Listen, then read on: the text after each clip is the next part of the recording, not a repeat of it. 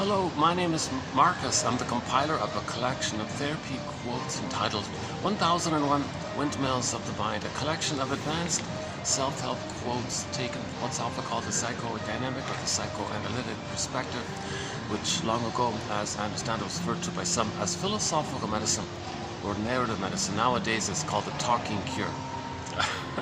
Free association, dream interpretation, resolving oppositional thinking.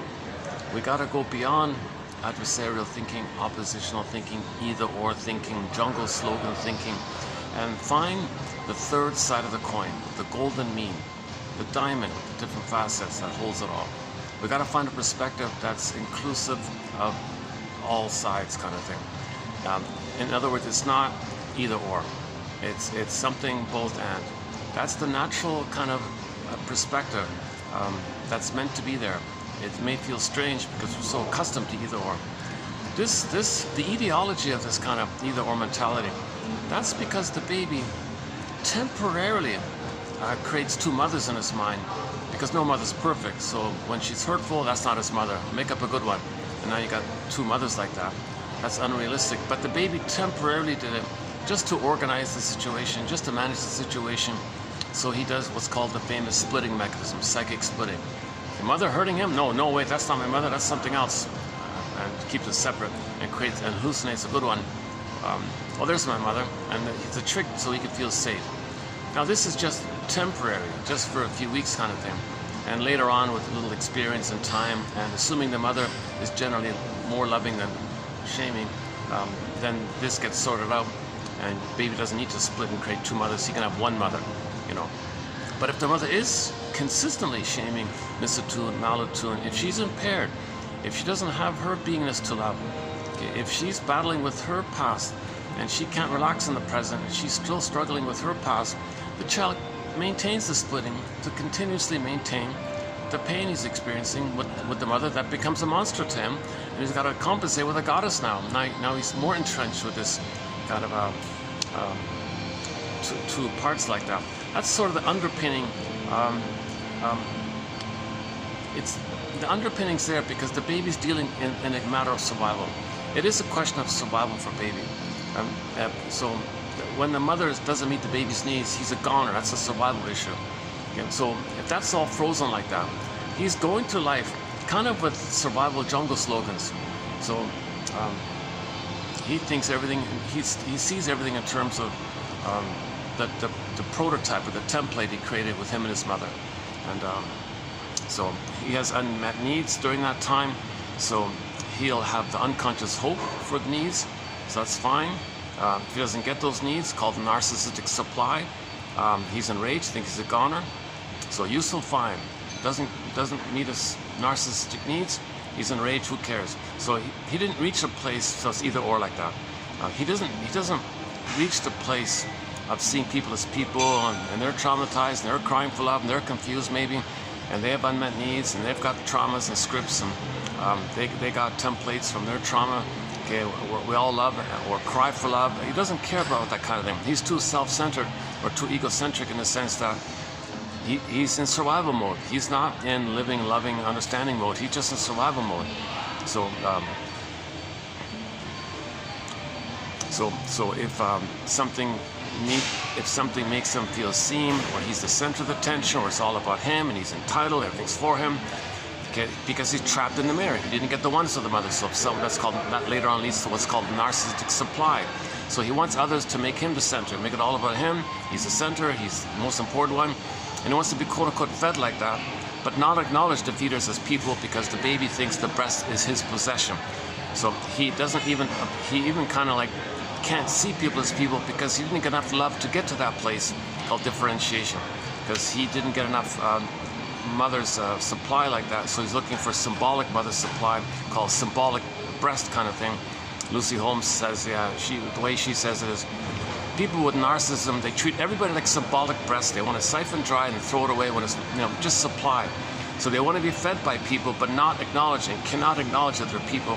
And if others have a request on them, oh my God, they're enraged because they're entitled, they're the king, they're the God, they're the center. I mean, that's the state for the baby. He is the center. It is all about the baby. the baby does have needs. He is entitled. He's meant to have a mother who soothes him and comforts him and sees him and makes him feel safe and recognizes and understands him and accepts him and welcomes his development, welcomes her Freude, pleasure at his happiness. He needs to experience this kind of positive maternal experience, this kind of soothing like that. Yeah, as usual, there'll be some interruptions here. Yesterday I came here, oh my God, every seat was packed all over the place. I try not to get people on camera, but sometimes it's gonna happen anyways. Let's make an adjustment here a little bit. Oh, is that it? Is that as far as I can go?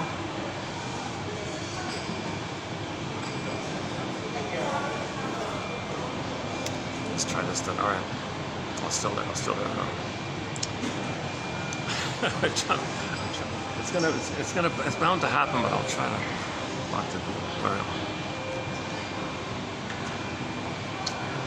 I gotta be mindful. The kid might overhear some of this stuff. What? What's he talking about? So children have needs. The child might overhear me. Hey, maybe I had needs. Let me think about it.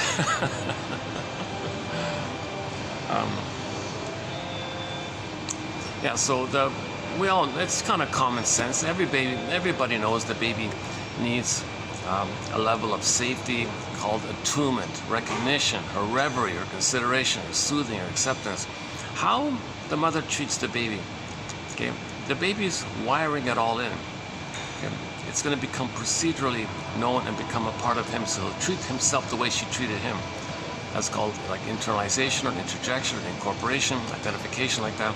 So how the mother treats the baby, it's going to be part of his mind, and that's how he treats himself.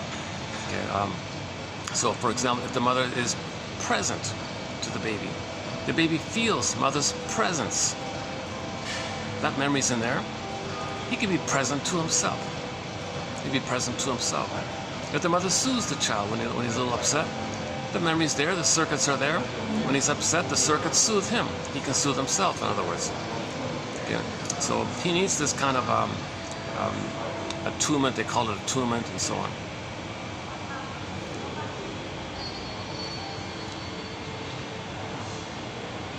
Where was I before? Hang on a sec.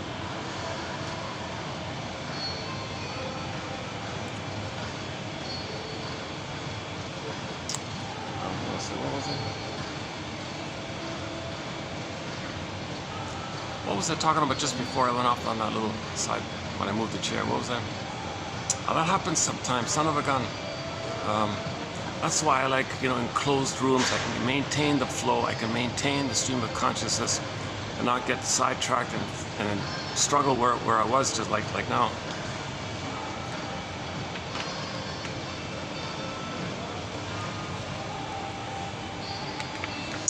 Oh boy, okay, yeah, so, okay, so let's just back up a second. Basically, let's do it another way then. So, oh, we were talking about splitting. Oh yeah, okay, splitting. So, the splitting defense is a psychic defense. All defense mechanisms, including the splitting defense, these are mechanisms in the mind, maneuvers of the mind, operations of the mind. The baby's in defensive mode. He's trying to protect himself. That's why they call it defense mechanism. The mother's not meeting the baby's needs. Okay. He feels enraged. He thinks the mother's enraged because the fusion, how he feels, he thinks the mother feels that. Maybe he wants to incorporate, internalize, interject, take in kind of thing. He thinks the mother wants to gobble him up because of the size difference. So he ends up with an impression of his mother based on him. He felt like a hungry wolf. The mother's a bigger hungry wolf. Okay, so if the baby now thinks he's relating to a monster that wants to gobble up, like the Cyclops, the Boar Queen, could be an alien, a sea monster, a guy with the horns. So the which one meaning? Some kind of frightening entity that's enraged and wants to gobble him up. That's just a picture that contains the projected elements of the child. Because the child's projecting, because he can't fully know it, so he projects it. It's a little trick in the mind to not know that he feels that, thinks the mother's that.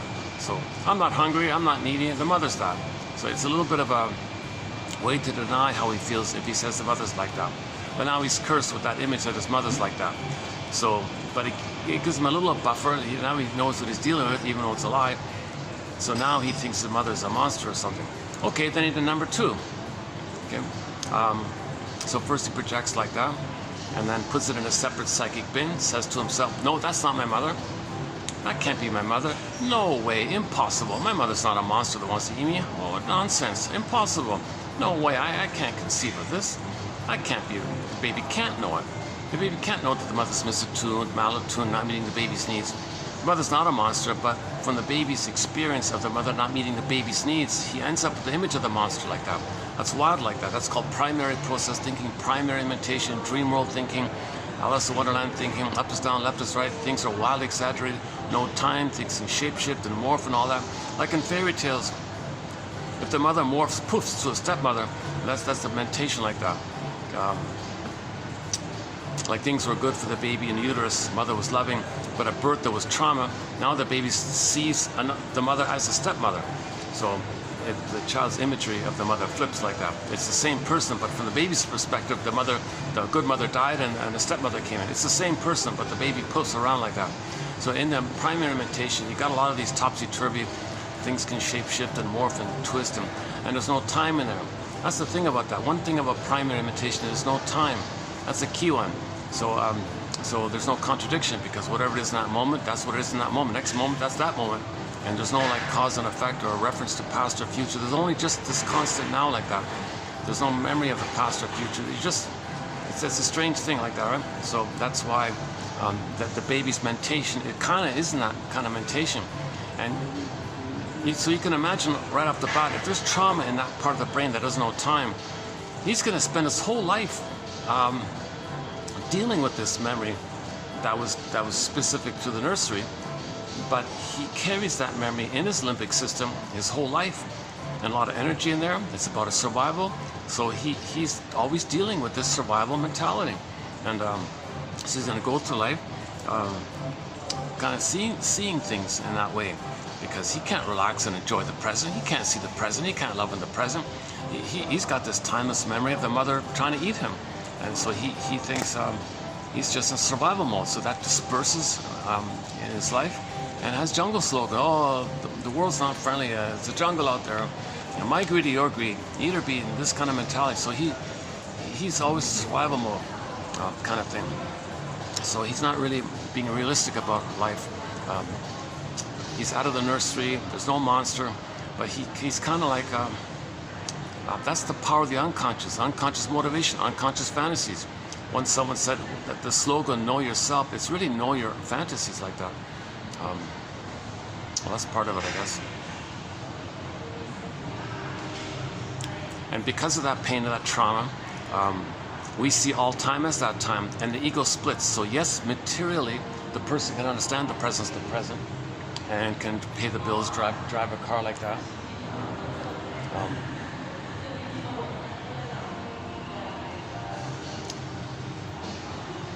Someone was curious. They were just standing. I didn't notice someone was just standing beside me. When he's dropping, when I looked, he darted off or something. What's he talking about? He's talking about sea monsters. My mother's not a sea monster. I'm out of here. What's he talking about? This guy's crazy. Mothers are angels. Well, positive. If the baby has positive experiences, those memories can be referred to as angelic little. It can be like angels can represent or symbolize those positive memories. The negative memories sometimes that's the demon memories like that. Angels and demons, like just like the memories like that. So Dorothy had a fairy godmother. Well, that's the positive time in the uterus when there was support and safety. So there's the fairy godmother. You have that memory like that. So you got the goddess or the angel like that. But Dorothy's dealing mostly with the witch like that, trying to destroy her. Says to the monkeys, go get her. She can't.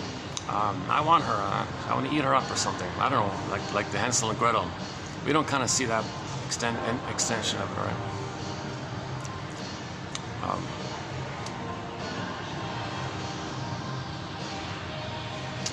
Okay, let's back. I'm kind of jumping ahead. I'm skipping too much of it like this. Yeah. Yeah. Okay, let's sort of tidy things up here a little bit. So let's backtrack. So defense mechanisms. So the baby is in defensive mode. He wants to protect himself. How does he adapt to a mother who's emotionally unavailable, gaslighting him, double binding him, using him in her drama? Maybe the mother has a problem with her mother, transfers that mother onto him, and thinks the baby is negative towards her. Baby's saying, "Mother, why do you think I hate you? I don't hate you." Mother's thinking, "My mother hated me. I'm going to transfer that image of my mother onto you. Hold the phone, mother. I'm not my grandmother. What are you doing?" Well, she's in a state of timelessness. She's fighting with her mother. So there's the split. Materially, she can say, "Oh yeah, there's my baby. I get it. What's the problem? I get it."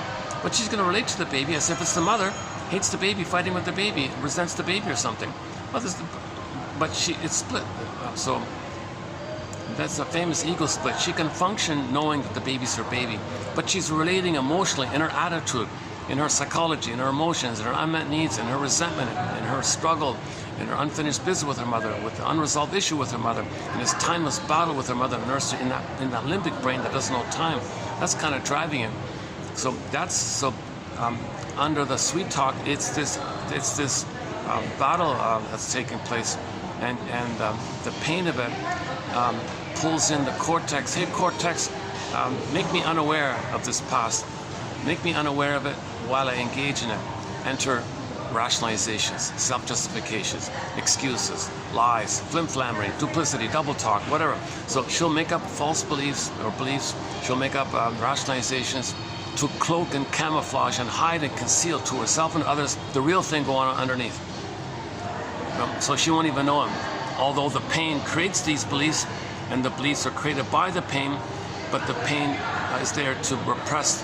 The beliefs are there to repress the pain, while the pain creates the beliefs, and it takes away the pain. That's why the beliefs are there, to make her unaware of the truth. Okay, but meanwhile, it's going on underneath, kind of thing. So the mother has a baby, and she has anger at her mother, and for some reason, unknowingly, she finds herself not liking her baby, in battle with the baby, and resenting the baby, and punishing the baby, or want to control the baby, thinking he wants to control the mother. So some mothers have the intuition, I can control this baby. Finally, my mother will love me. What you talking about? Because she has the battle in the past. The mother has a battle in her past where she wanted the mother to be stable and safe and secure and reliable and feed properly and nourish properly and be smooth and reliable and like that. And the baby's enraged and fighting. No, mother, stop force feeding me. Stop with the schedule. Stop hurting me. So the baby had a fantasy, wanted to control the breast mother to make it thinking maybe it'll be stable or more reliable or something. So that's the struggle the mother had originally with the breastfeeding in her time. So it entered the baby. Now it's timeless, so it still continues. I'm going to control this baby. I'm going to make this baby respond to me and respect me and do what I say and not threaten me. So she's going to hurt the baby to compel the baby in a trauma bond, in a symbiotic negative fusion trauma bond. And the baby is desperate to get along with the mother, so the mother says, well, everything's conditional. You want me to like you, you gotta think well of me or something. Baby will do anything he can to get along with the mother, but the mother's doing this to get supply. So now the mother is looking for supply, so she wants to control the baby, and she does it by scaring the baby, confusing the baby. Baby's stunned, scared, confused, then the baby thinks she's amazing. It's sort of like a trick like that.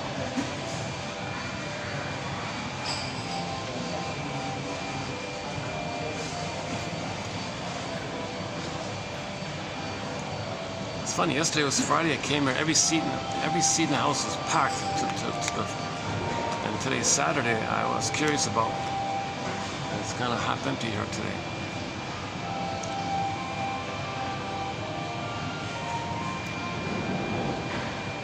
You never know, in 5 minutes the thing can fill up all of a sudden, yeah. Boy, I'm having a choppy beginning, I'll tell you this. I feel kind of, I'm almost tempted to shut this down and start over again. This is way too choppy. My goodness. I'm having a bit of a dip. Beginning yesterday, I feel like I'm in dip mode. I have this once in a while, or my video where too much anxiety in me is leaking out and it's affecting my delivery. I had that yesterday in part 2, and I feel it kind of a little bit like that here. So let me see if I can try again to smooth things out here. Oh boy. So, you know, yesterday in part 1, I did it. I kind of covered this topic already. If you go to the last video, part 1,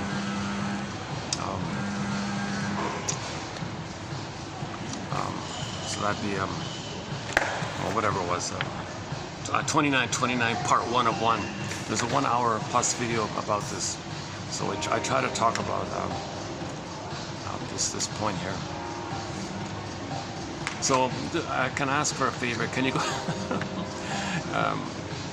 If you're willing to do me a favor, or put it this way, if you want a 1 hour presentation of what I clumsily began here, but I'm going to bail on, it's 29 part 1 of 2.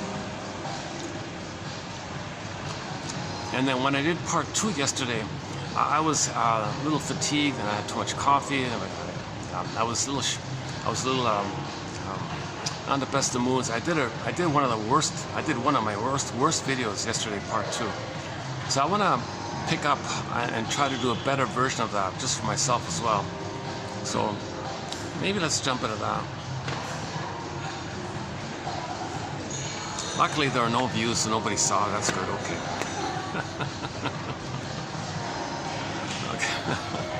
But overall, the videos have been pretty solid. Like, overall, generally speaking, there have been some excellent videos. The quotes, it's about the quotes though. It's not so much about my delivery. It's really about the quotes. So it's about it's about the quotes. And post 10 on average in each video. 1,000 videos times 10, 10,000 right here, with the hope that 1 out of 10 will be of help. I have not been analyzed. I'm not a shrink, doctor, professor, midwife, doula, nutritionist, gynecologist, psychotherapist, dream interpreter. I'm not a cultural anthropologist. I'm not a biologist, or I only have a BA. Keep that in mind. I'm the compiler of the quotes. I'm trying to learn this perspective.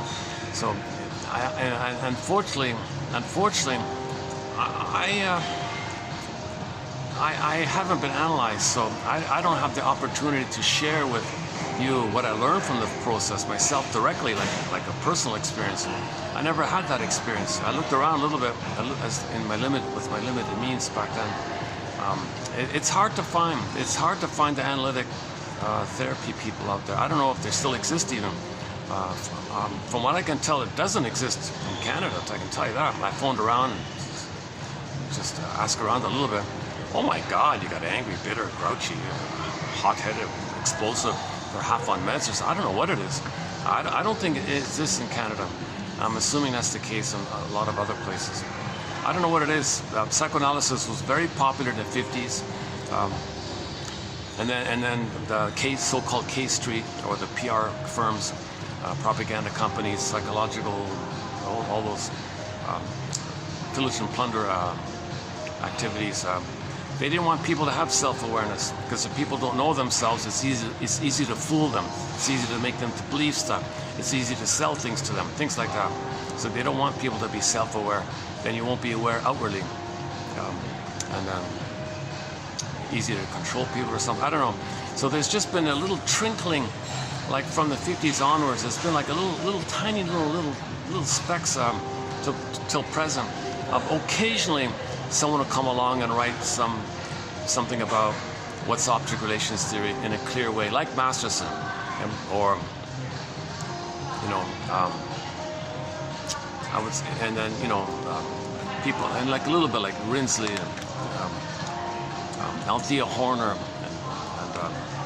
Janoff, Arthur Janoff,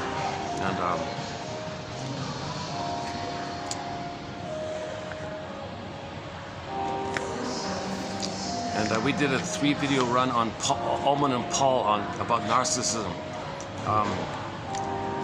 So that, a little bit like that. Solani, of course, yeah, Solani. And we did a 3-video run recently on Ullman and Paul.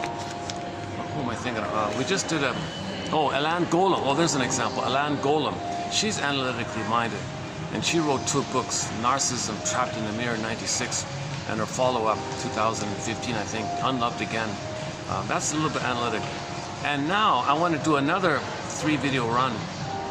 Well, coming up, we'll be doing another three video run from a self-help author that's also a little bit analytically minded. So there's like another little crumb that kind of got through a little bit.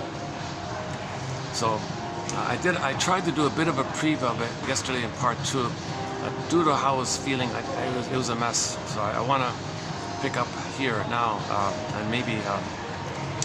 So I'm still in preliminary mode. I just discovered this book, so I'm referring to a Gestalt. She calls herself a Gestalt therapist, Anne Teachworth. Interesting surname, right? Teachworth. And I think what she's teaching is worthwhile. It's worth learning what she's teaching. And Teachworth. So she just has. They show that she wrote 3 books, but I can only find one. The one that she did before she passed away, 0 reference to any existence of any copies of it. But it shows that she did write it, and there's an interview of her discussing it.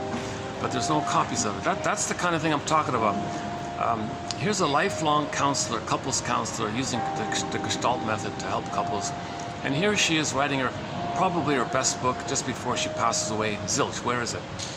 Now we have her original book, which made her a little bit famous, 1997, a book called Why Do We Choose the Mates We Do? Did I get that right? Why we choose the partners we choose, or why we choose the mates we choose. I think that's it. Why we choose the mates we choose. It looks like a typical fluffy, just nothing kind of trite, vague, even erroneous kind of, just something that preachy kind of annoying kind of thing. It looked, but it turned out no. Oh my God, I peeked in it. Just what the hell? Let's just peek into this. And she's analytically minded. Oh my God, oh my God. She's not too well known. So that book is analytically minded, and so we're gonna do a 3 video special run on her work from that book. Why we choose the mates we choose or do. And she's coming from the analytic mind. The analytic mind simply means templates, blueprints, schemas, working models, endopsychic structure, intrapsychic society. Okay, the baby has an interpersonal relationship with his mother. The baby relates with his mother. 2 people, baby, mother, 2 people relating. The baby's going to set it in. Now it's in his mind. Endopsychic, psychic, intra, in. Okay, he's going to set in a stencil, a template, like a stamp, imprints, seared in, chemicals seared in. And then that's how he's cursed, so to speak, if it's a problematic one. If it's a loving one, he's blessed. But if it's a problematic curse, mother's shaming him, rejecting him, that's his imprint. He's kind of cursed like that. So he's gonna go through life distorting the present, sees everything through that lens. He sees all of his days through that one stencil yesterday template lens. That's the problem. So psychoanalysis or object relations theory is the study of all this. Object relations theory or psychoanalysis is the study of the internalization of interpersonal relationships. Okay. Now this template, it's going to reveal itself in your daily dealings, because you're going to see everything and ignore, cherry pick, selective omission, twist, make up. Don't see, just pretend to not see, dream out, or just whatever. You're going to somehow believe,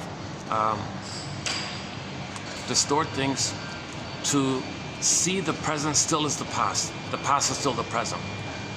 The present is called the presenting past, or you transfer the past to the present, and you see everything through that lens. That's the problem. That's a huge problem like this. So she does it. She takes this approach as well. So Alain Golem did it as well with the freezing parent, frozen child constructs, 2901 to 14. I highly recommend those quotes. We did 140 quotes by Miss Alain Golem recently, 2901 to 14. Her 2 books just mentioned, Trapped in a Mirror and Unloved Again. Now, kind of in a similar kind of spirit, this one here, Anne Teachworth, we only have the 1 book of hers, but we're going to do just a 3 video run, I think. And she's also doing the same kind of approach. What is this template? What is this blueprint that we're dealing with? How does that affect us? How do we identify it? Why is it like a curse? Why is it like making us do things we don't want? Why is it like we have a conscious wish for something, but we end up with the old familiar? why is that happening like that? Like one woman said yesterday, one woman said that she really didn't like her mother. She said honestly, she wanted to avoid her mother at all costs. She hated her mother, kind of thing. But when she got married, she would only marry men who were like the mother, again and again and again. And she was trying to leave the mother, but when she got married, those men were just like the mother. And she's freaking out. What's going on here? I'm choosing not to find anybody, any man that reminds me of the mother, but she's only attracted and interested and only chooses, and can only feel some chemistry and excitement if the man has the personality like her mother. Like what a curse. So that's the template at work here. That's the power of the unconscious, right? Where is it? We have one like that. Hold on a second. Where is it? Oh yeah. Everyone has a subconscious map of the world. It's what guides you daily, minute to minute, person to person. You may decide what you'd like to have in a mate, but there's an unrecognized programmed part of you that decides whom you get, and you have little say about its goal.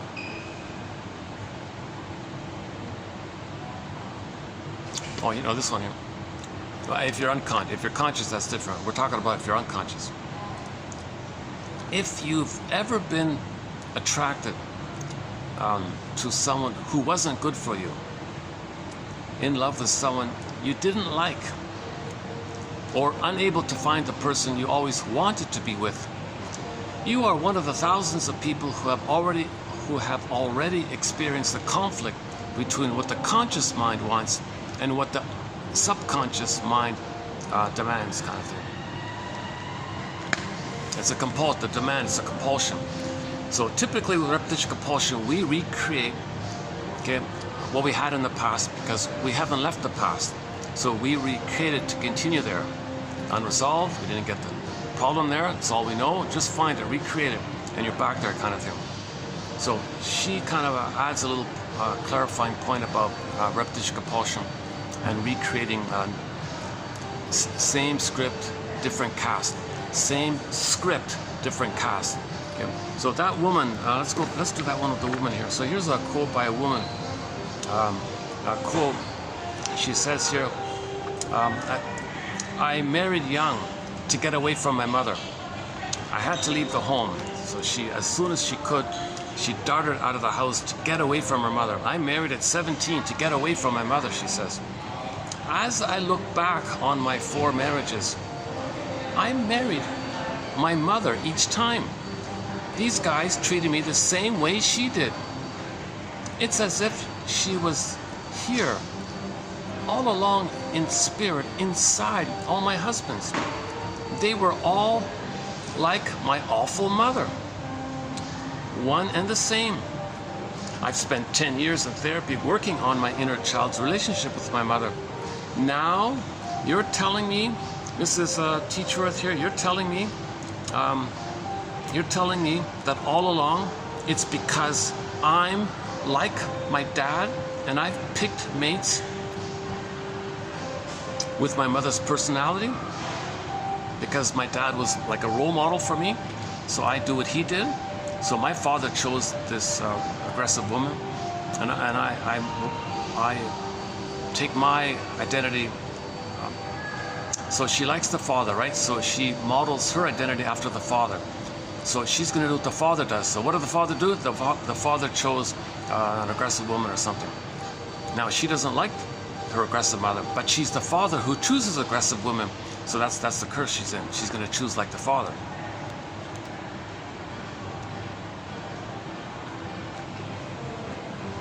Okay, all right, good. Again. Now you're telling me that all along it's because I'm like my dad that I picked mates with my mother's personality? The real problem is that I'm attracted to the same kind of person my dad was attracted to, and so I naturally selected the same type of mate he did? Are you... Bleep. Yikes. The subconscious goal is to recreate the inner couple. Your mother and father's relationship, like it or not, became the basis for all later intimate relationships between you and other human beings in your adult life. Since there were only these two lead roles in, okay, you will take after one and find someone else to play the other. The set of instructions that led you, the set of instructions that led you to pick the mate you did was in every sense of the phrase a post-hypnotic suggestion, because it functioned without your conscious awareness, controlling whom you would attract, select, and marry. Left untreated, the unconscious inner couple template or imprint will become the person's only couple imprint for their own relationships later in life. The real voyage of discovery consists not in seeking new land, but in seeing with new eyes. So she's saying, she quoted Mr. Proust there, we want to give you some new eyes here. So in other words, stop with this you and your mother stuff and you and your father stuff. Put that aside for a while. Try something else. Consider that in your mind there's a template, okay, a model imprint of what a relationship looks like.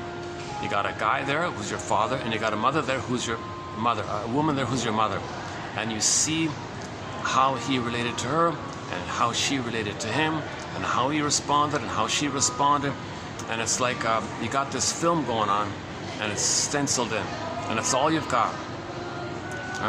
So the child, so later on you're gonna pick one and find another person to play the other one, so you're gonna recreate the thing.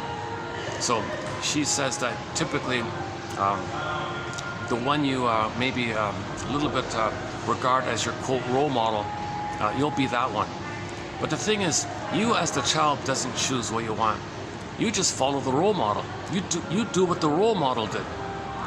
Okay, so this girl likes her dad, right? But she hates her mother. Okay, and she doesn't want anything to do with anyone with that kind of personality. But the father's the role model, so she identifies herself with the father. Now she's not going to choose. Okay? She chooses the way he chose because he's the role model, and that's the imprint, that's the teaching, that's the education. So she's gonna follow what he did. What did he do? He chose the aggressive woman to be his mate. She's him, so her being him, she finds herself choosing men who are like the woman her father chose. Nothing to do with gender. It's all about personality. It's very common for women to marry their mothers. Like they find a man who reminds them of their mother. That's a very common pattern. Right? Okay, let's stay on this. Let's just keep going on this topic here.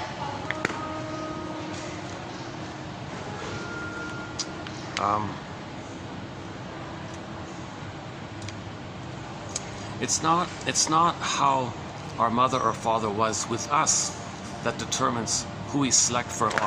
Sorry, let's do this again. This is gonna crash on me again. Okay, I'll know in a minute if it's which way the battery's going. By the way, I have no ability to. The default storage mechanism is broken. I now only have the internal memory, which is about 2 hours and 20 minutes. But I can close it before that time, move the file over to the memory chip, and get a new 2 hours. So for the time being, these videos will be done in parts or all within a 2-hour limit.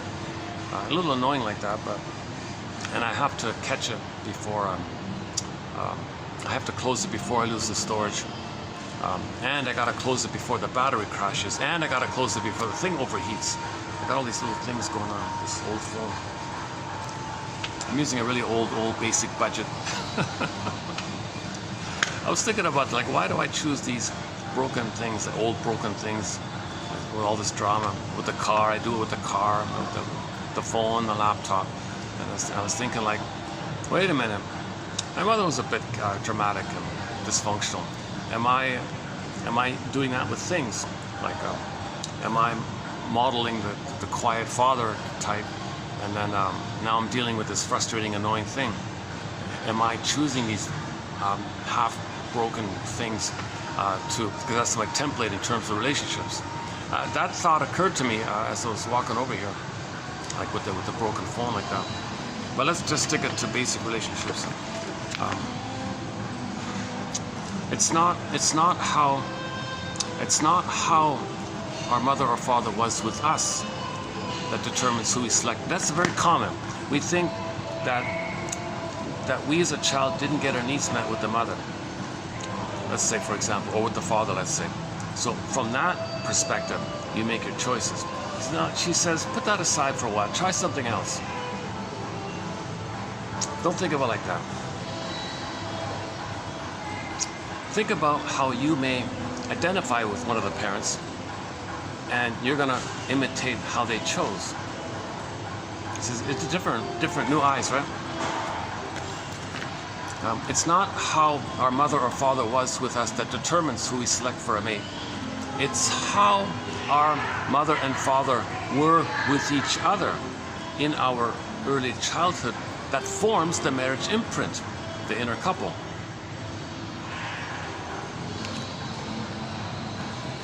Like a template, couple template, inner couple template. Okay, so for you, there is only one way to be when you grow up and have a relationship. You're either gonna be like one of those two, so you're gonna be like the father or the mother, and then find someone else for the other role. And then you're gonna have a relationship like theirs. Because again, you haven't left the home, so you're just recreating it like that. So you play one of the parents in your mind, find someone else. Or since you're playing one of the parents, you're gonna choose your partner in the exact same way your parent chose their mate. So it's not like the child part of you is choosing directly. You're choosing via your parent how they chose. They're choosing for you, and you're them. Get it?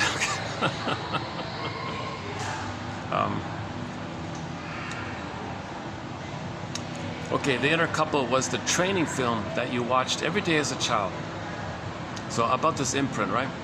Your parents had the two lead roles in this relationship training film that gave you your first and only couple imprint in your early years. As a result, you saw only two models. Can I do it like this?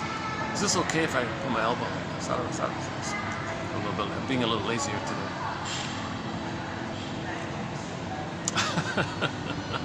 Sometimes I'm talking, I play it back, I kind of miss the screen there. Where are we here? As a result, you saw only two models of how to be in a grown-up relationship. So you only have two examples of how to be an adult. Be like your father, be like your mother. You're going to pick one. Now, when you pick one, you don't choose your partner. You just imitate your father and chose the one just like how he chose a partner. Right? Because you're imitating him, you're copying him kind of thing. So you're not choosing. You're just copying the father's choice. Or the mother's choice, whichever one is your quote-unquote role model. So she calls one parent the role model, another parent the role mate. The role model for yourself and the role model mate of who you're going to choose. There are only two lead roles in this film, and in order for the replay to begin in your adulthood, you must first find someone to cast in the other lead role. That's going to be the inner mate. Okay, so you choose the same type of mate that your adult role model parent chose. Okay. So let's stick with this woman here. So her role model was the father, right? She's going to choose the same kind of personality that the father chose. She personally doesn't want a partner like the mother, But the father chose a woman, the daughter's mother, right? So she's now the guy, the father. She's going to choose the way he chose. Although she personally doesn't want that, but she's following what the father did. The father picked an aggressive woman, so she chooses aggressive men. And then laments, how did this happen? I didn't want this, I didn't choose this, this was my choice. But she unconsciously chose the way the father chose. That's her basic kind of theory here. That's just part one. The important part two is, stay tuned, there's an important part two here.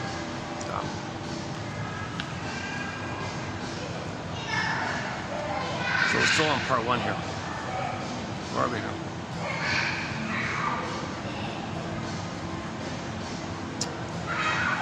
Okay, and so it works either way. If you, let's say she chose the mother as the model, right? Then she'll choose a man exactly how she chose a man. But let's say she doesn't like the man. So it works the other way. Let's say this current example, the woman hates her father, right? The woman doesn't want any kind of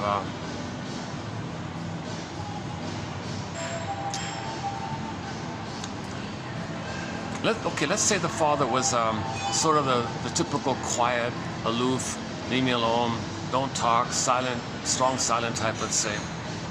Just like detached, strong, like stonewalling, leave me alone, I just want to read the paper, that kind of, let's just call him the quiet, stubborn, quiet one or something.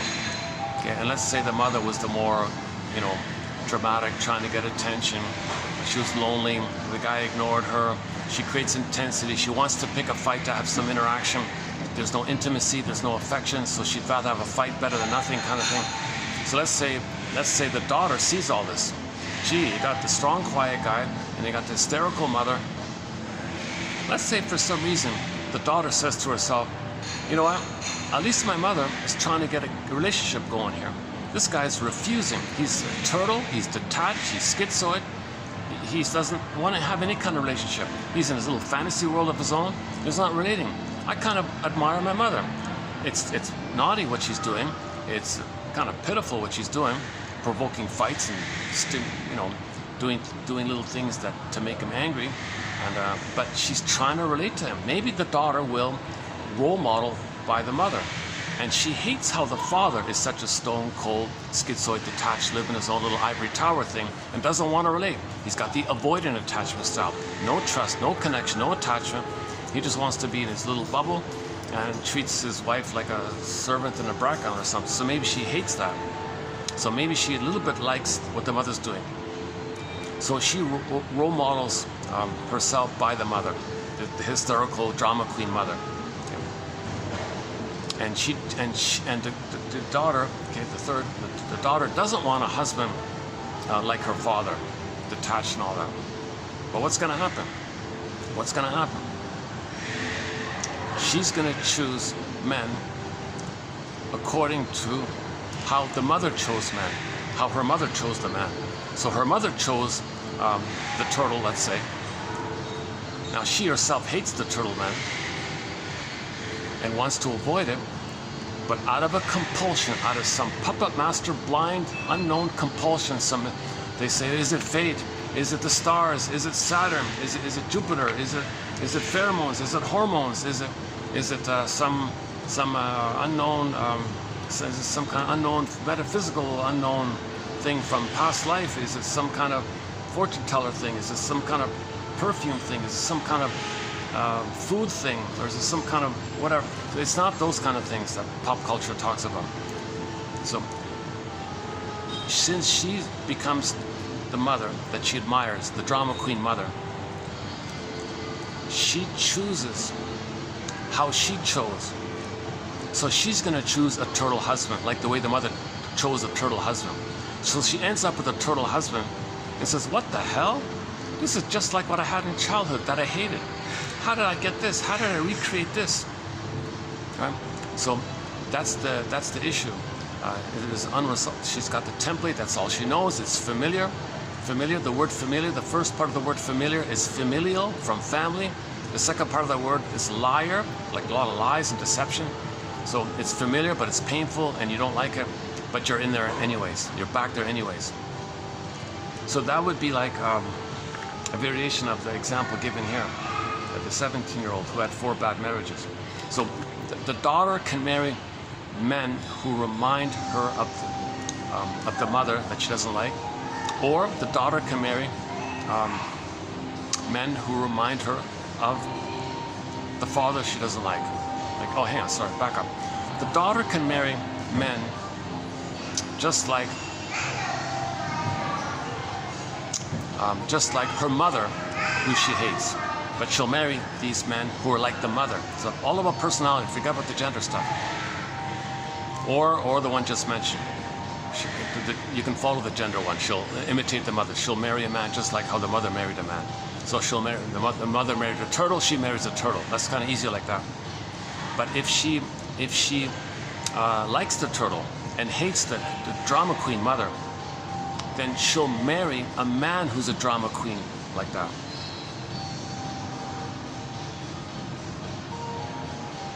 So you marry the one you don't like, put it that way. Maybe a simple way of saying it is, you marry a version of the parent you don't like. So ask it, so think about which parent you don't like. Like which one which parent do you really not like? You're gonna end up marrying someone just like that person. Male or female, whatever. Because that's what your parent did. Because if you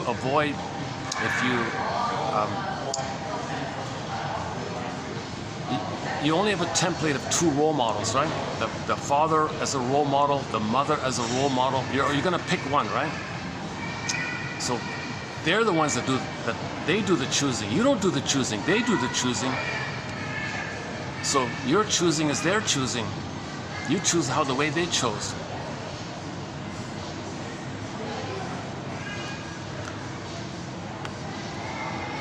Did I get it across?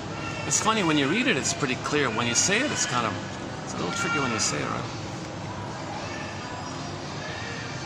And page 78, I made a note of it. Page 78 of the book, there's a cartoon. It summarizes the whole thing, basically. Let's see if I can remember it. Unfortunately, I couldn't. Oh, I should have printed it. Oh my God, I could have printed it. Well, next time I'll print it. Yeah, can I print it? There's got to be a way to print it. It's just a simple little thing. You got like a little kid, like a 2-year-old, 3-year-old, whatever, little kid looking up at a screen in front of him, this huge screen like that. And there's a screen over there, right? Okay, let's say, imagine a little kid looking at a screen. That's his training film, his brainwashing, his induction video, his brainwashing film about couple relationships. So the child is looking at the film, meaning in his daily life, the child sees every minute by minute, how the father acts, minute by minute, how the mother acts, and how they relate to each other. So it's just going on all the time. It's all he sees. So it's being imprinted in, finally. So the little child, in the cartoon, the child looks at the parents and says, oh, I see. So this is how it is, eh? So this is how couple relationships work. So if that's how it is, let me pick one, right? And then I'll me pick one for myself, and I'll choose how they chose, and I'll end up finding a partner with the personality of the one my preferred parent chose.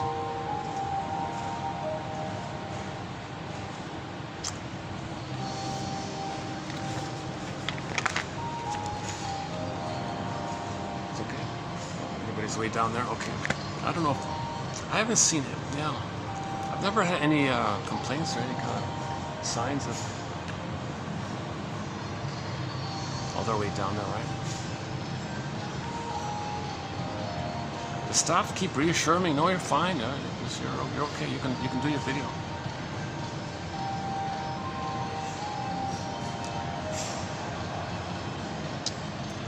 Okay, hang on.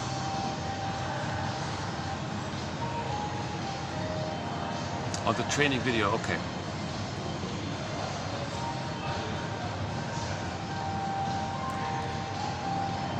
If your personality is more like your father's, let's say, then he is your inner adult model. Okay, so one way to identify the role model is your personality more like your mother or your father? That's one way to think about it. Do you act, think, feel, behave more like your mother or father? Which one? That's the role model one. Okay, that means your selection of mate is going to be based on how your role model chose. Your role model chose whoever, you're going to choose that whoever.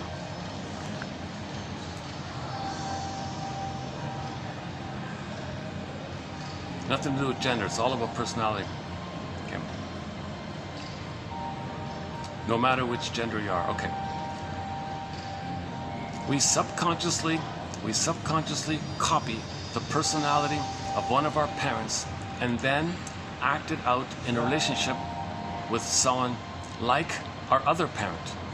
We have chosen that person as a mate for his or her ability to interact in a very familiar pattern to our parents.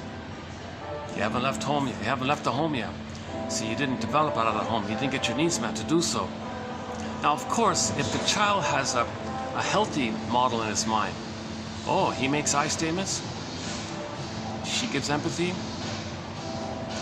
he felt hurt, she makes I statements, he gives empathy, they have a talking stick ritual, they share the eagle feather, have a ritual, they have like a couples conference, they have like a process to clear things up, to clarify misunderstandings, they make I statements, they can free associate, they share their honest reactions, they share what they're afraid of, they have a little process to sort out their misunderstandings, and they get to a better place afterwards. There's a fountain of love between the two. They're warm and they're both committed to the process of mutual growth and development and healing. What a model, right? You got that as a model. So if that's your template, okay, then of course you're going to recreate that in your life. You're not interested in something outside the script, like one woman said, I want a healthy relationship, but couldn't do it. If healthy relationships possibilities came along, she doesn't have the waves. She doesn't have the wavelength. No chemistry, no interest. Doesn't register. The only kind of excitement is that template, because the template is based. It's painful, but it's familiar. But it's based on some kind of hope that you'll get the needs met and go forward like that.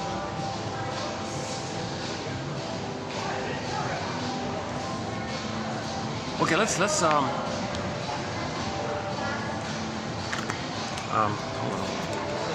jump to the part 2 part, because the part 2 one, I think that's really the interesting one.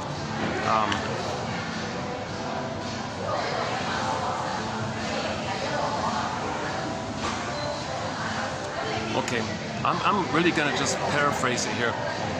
So it's called the 3. So we said Gestalt, right? That's the chair exercise. So it's the 3 chair exercise. So here's what's unique about her. I haven't heard anyone else offer this idea. There's Batman. All right. There's a kid with a Batman shirt on.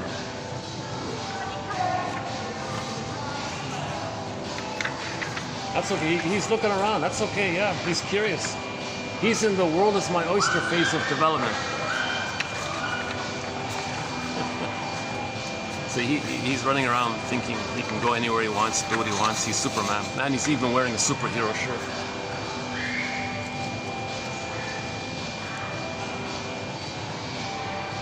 The mother didn't rebuff him. The mother didn't punish him. She was just kind of there, guiding him, make sure he doesn't, hurt himself, kind of thing. So she would gently distract her or something. But that mother's doing a good job. She's allowing that phase of development between 4 to 5 months to 18 months.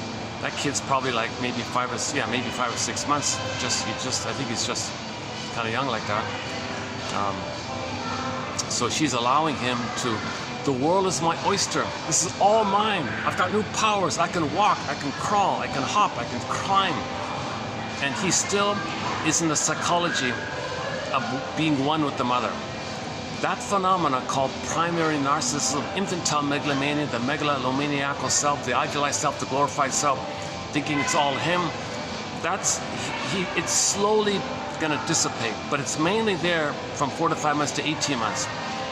Yeah? So birth to 4 to 5 months, that's the oneness. And at 4 to 5 months, he hatches out and starts to practice with the idea that eventually he's going to be a person to person, there's going to be person to person. But before that time, post 18 months, he's in a phase called the world is my oyster. He's a love affair with the world. He was a happy little guy, smiling and giggling, running around, seeing things. Actually, he was going to approach me, and then I think he stopped or something. And then I looked at him and said hi or something. But he was smiling. He was happy. Made me smile. He was happy. A little kid. So the mother didn't scare him. He had a delightful. He's having a time. He's having the time of his life. Huh? He thinks the whole hotel is like a toy that he owns. Like it's his. He can. It's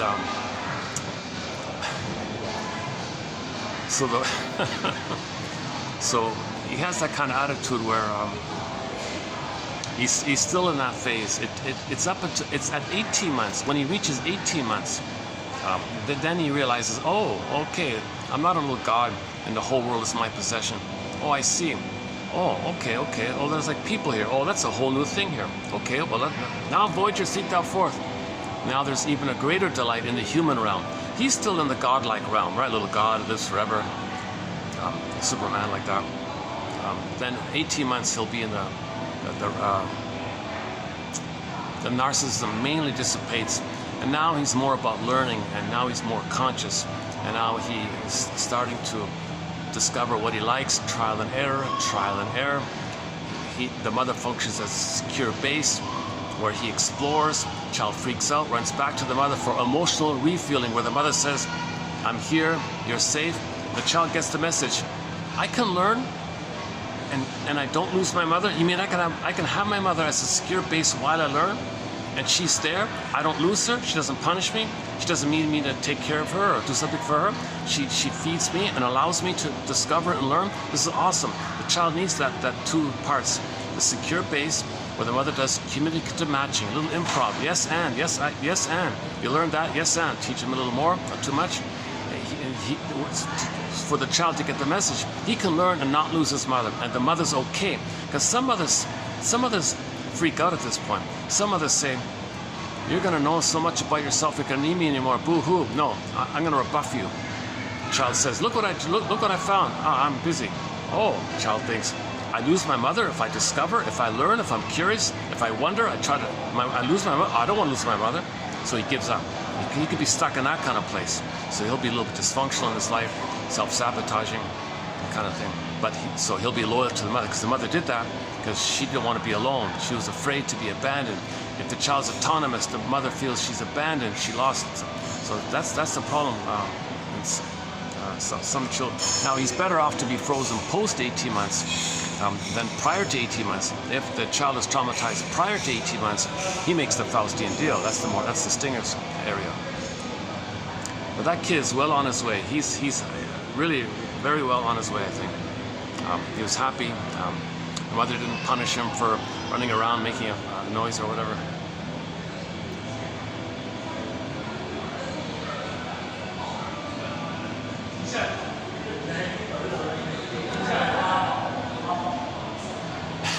And the mother intuitively gave him a superhero T-shirt, right?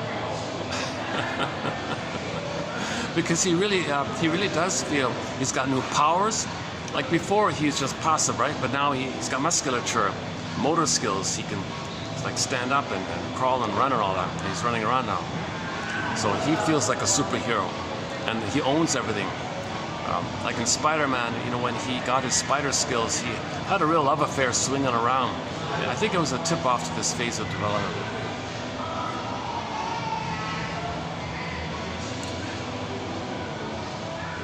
And he thinks he's the center of it all. He thinks the king. He thinks everything serves him. He's entitled. He owns it all. He's the king. Everything around him just serves him, kind of thing. He's in that kind of phase. So the mother doesn't rebuff him for that phase. So you got the 5 key phases. You got the uterus time, Okay. So the role of the mother is to make sure that the uterus is a friendly place. If the mother takes pills, drinks, smokes, goes to rock concerts, he's kicking, he's scared, not getting enough oxygen, he's terrified, thinks he's a goner, can't move, he's afraid to move, to lose oxygen. He's fighting, he's enraged at the cord, 3 veins, placenta, sea monster. So the uterus is not a friendly place. Then he'll go to life thinking that the universe is not a friendly place. So the role of the mother is to give the baby his paradise. Give him his Garden of Eden, his Shambhala, his Shangri-La. He's got to have that paradisical kind of blissful oneness feeling. This blissful unio mystica, one with this big mystery. This participation in mystique, one guy calls him. I never used that phrase, actually. This feeling that he's one with it all. No time, floating around, spaceless, floating feeling. Okay, play the music video, Love How You Love Me by Melanie Thornton. You see 2 couples, love at first sight, they drop their bags, hold hands, and float up in the air. So they felt, so you feel this blissful, happy feeling like that. So babies need a paradise in the uterus. So no smoking, no drinking, etc. So let's say he got his paradise. Now the transition is very important. From the water world to the land world. In the land world, for the first 4 to 5 months, the baby needs an extended paradise called the mother-infant dual unity.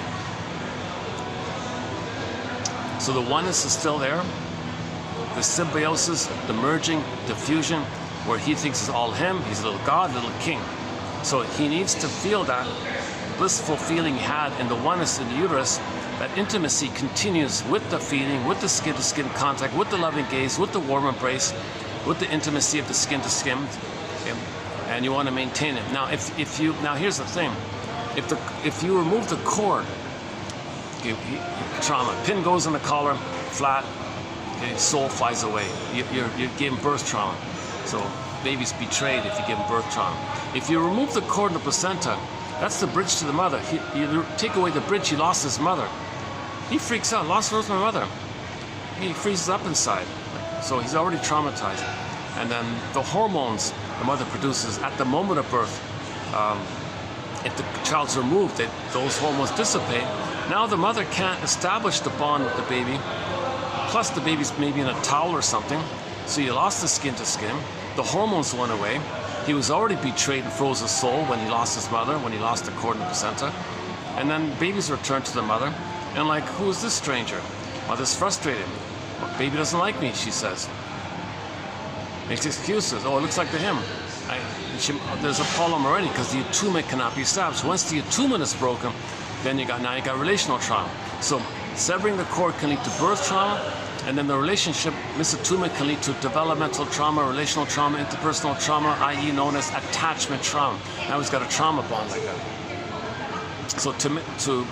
So part 2 is natural birth, Laboyer birth, gentle birth, lotus birth, Klaus and Kennel birth. Okay, you got to do everything in advance to prepare natural birth. That's a huge 3-hour video topic on that one. So I can't do it. Anyway, that's part 2. Then I'm just doing the table of contents, and then part 3 is the continuity of the blissful oneness. Okay, so 4 to 5 months. That's kind of like an egg, right? It's sort of growing like that. And then at 4 to 5 months, he hatches out, meaning a sense of self becomes distinct and hatches out of the merging of the two being one. His part can hatch out of the egg. Now he's got a sense of self. But that thing about him thinking he's a god is still there up until 18 months. But now he's got motor skills like that kid there. So he's going to run around in that phase of infantile megalomania. So he owned the mother, he owned the breast, he thought, now he owns the world kind of thing. So he thinks he owns the world, basically. Play that obnoxious song, everybody wants to own the world, whatever. No, not all babies are traumatized prior to 18 months, but those who are traumatized prior to 18 months, that song is reference to this. He didn't get a chance to own the world. He didn't get a chance to think that he owned the world. The mother's got to allow the child to think that he owns the world, kind of thing. Then it'll naturally, nature does all. Nature does it. If you deprive him of that, he'll be trapped in the mirror. He'll be frozen, trapped, fixed, pierced, thorn, pierced. He's going to spend the rest of his life looking for narcissistic supply, where others are symbolic, breast, where everyone around him is got to make him think he's the center, because he didn't get that phase, so he's still looking for it. When there's trauma, we live with the unconscious hope with the fulfillment of old unfulfilled needs, says Jana. So if the child's traumatized before 18 months, he'll have the narcissistic component of his personality pattern. All of the personality patterns prior to 18 months, the umbrella term is the stingers.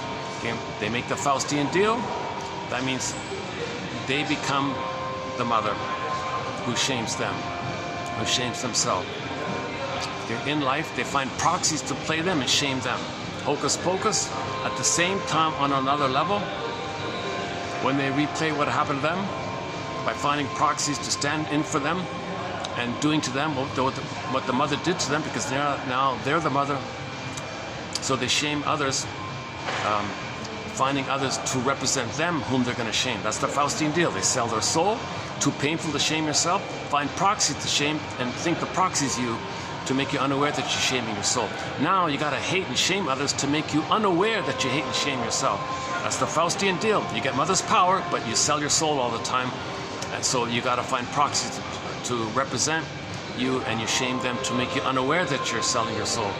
Okay, when you shame others like that. See, they don't sing the song, find me somebody to love. They sing, find me somebody to shame and hate, so I don't feel that myself. Because it's externalized, it's scapegoated, it's blaming, it's projecting to make you unaware that it's with him. So that's the Faustian deal. He imitates the mother, okay, because he didn't get her love to be himself, so he becomes her, and when there's trauma, we repeat. In the repetition compulsion, he's going to repeat the problem. The problem was, baby said, mother, I have needs. Mother said no. Ouch. He becomes her and says ouch to, and says no to himself. Too painful to always say no to himself. So he finds proxies and imagines that they will play the role of him, wanting love, needing love, and he's the mother says no. So he replays the thing, finds proxies to play him. He plays the shaming mother, thinks and replays what happened to him. He cried for love, mother said no. He becomes the no mother. Find others to play him, and he'll say no to them because they are him, and he's the mother who said no to him. I think I did it better. Go to yesterday's one, part one of yesterday. I think I did a better job on that one. It's called Negative Magic Gesture, Identification with the Aggressor, the Faustian Deal, the Faustian Pact, Faustian Bargain. So it's ironic, right? He can't. All he's doing is finding proxies and innocent people to shame, because that's what happened to him. That's his deal, and he gets excited. He feels power. He feels lives forever. Because he lives forever, because again, that part of the brain doesn't know time, timeless. So you think, if there's no time, you think you live forever if there's no time. Plus, they can't do it their whole lives. So like, there's no time like that. You only have that one time. Oh,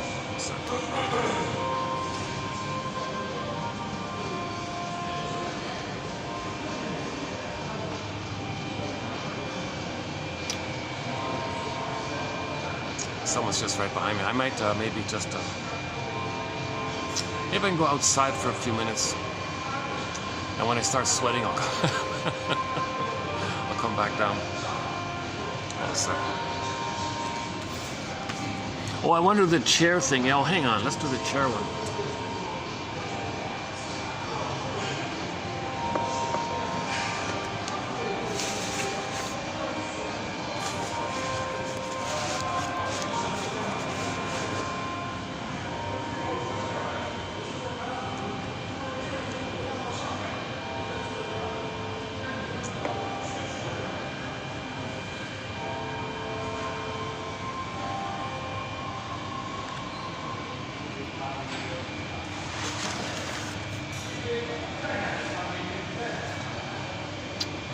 I was kind of hoping to use those chairs behind me, but someone's there. There's 3 chairs there. I was going to use them, yeah. So let me describe it first, and then when that fellow leaves, I'll use those 3 chairs. So let's go back to Miss Anne Teachworth's theory here about how do we heal ourselves? Like, how do we choose differently? So how do we have an adult mind to choose? How do we strengthen the conscious mind? Well, identify the template, number 1.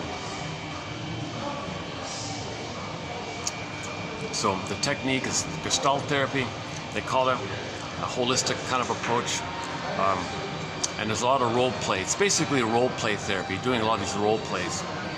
So I've heard about it. I've heard a little bit about it. I've never done it. I wish I had done it. But when she describes it, I feel motivated to do it. I actually looked it up. Where is her institute? But she passed away a couple of decades ago, and it's kind of gone now, I think. It seemed like she didn't train others to pick up on her approach, and I'm kind of curious to learn more about it myself. It's too bad I didn't have some kind of diploma. Like I would like do like a self-help group and practice it like that or something. Maybe I can get a Gestalt training certificate and be a Gestalt therapist. I'm immensely curious at this point, just reading. I'm halfway through her book. I'm not finished yet. Okay, let me describe it. Unless I can find another 3 chairs. Let's see if there's another 3 chairs I can find. Hold on a second. You need 3 chairs to do the healing exercise. Hold on a second. Oh, can I leave my bag?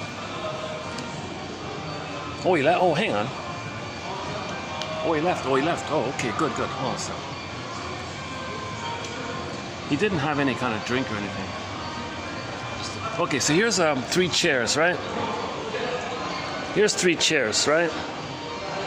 Are we getting it in here?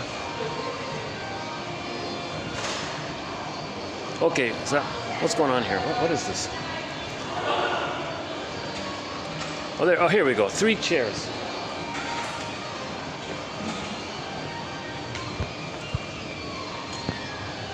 We get it?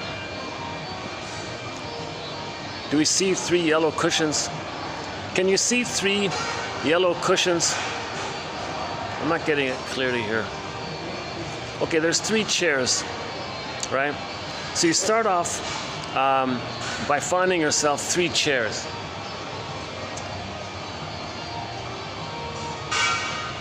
Okay, and then, okay, so one will be, where is it? I need a pointer. Let's see. Okay, the one. What the hell? What's going on here?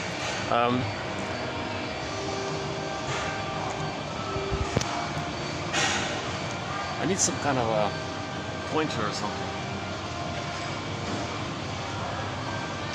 If I do this in public, it's gonna.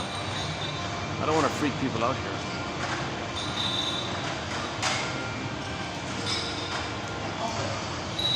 Okay, so you sit in one chair. Put it this way, you sit in one chair.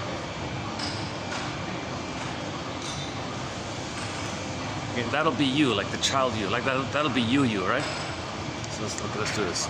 Okay, so you find 3 chairs. Okay, now the chair to one side will be, let's say that's, I don't know.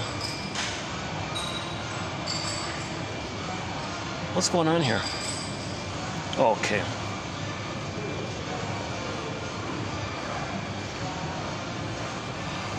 Are we getting it in here?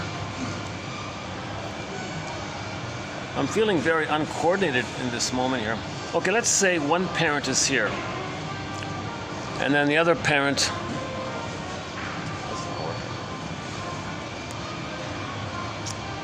Let me try another way.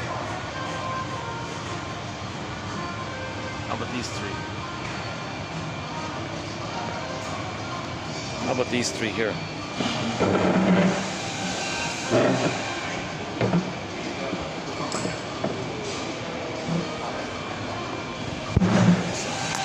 Give me a second. Hold on a second.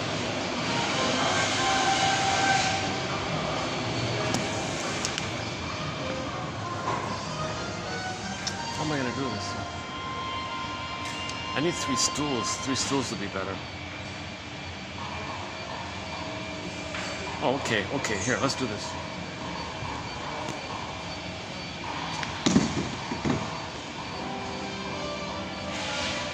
How's that? Can we get the 2 chairs there? Are we getting the 2 chairs? Jesus Christ.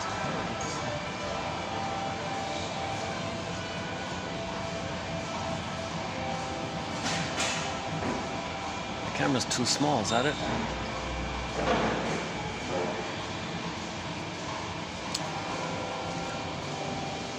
Let's not confuse the issue here. Okay, so we got two, I'm in one chair, and there's two chairs here, right? So let's pick the parents. So let's imagine your parents are in these other chairs.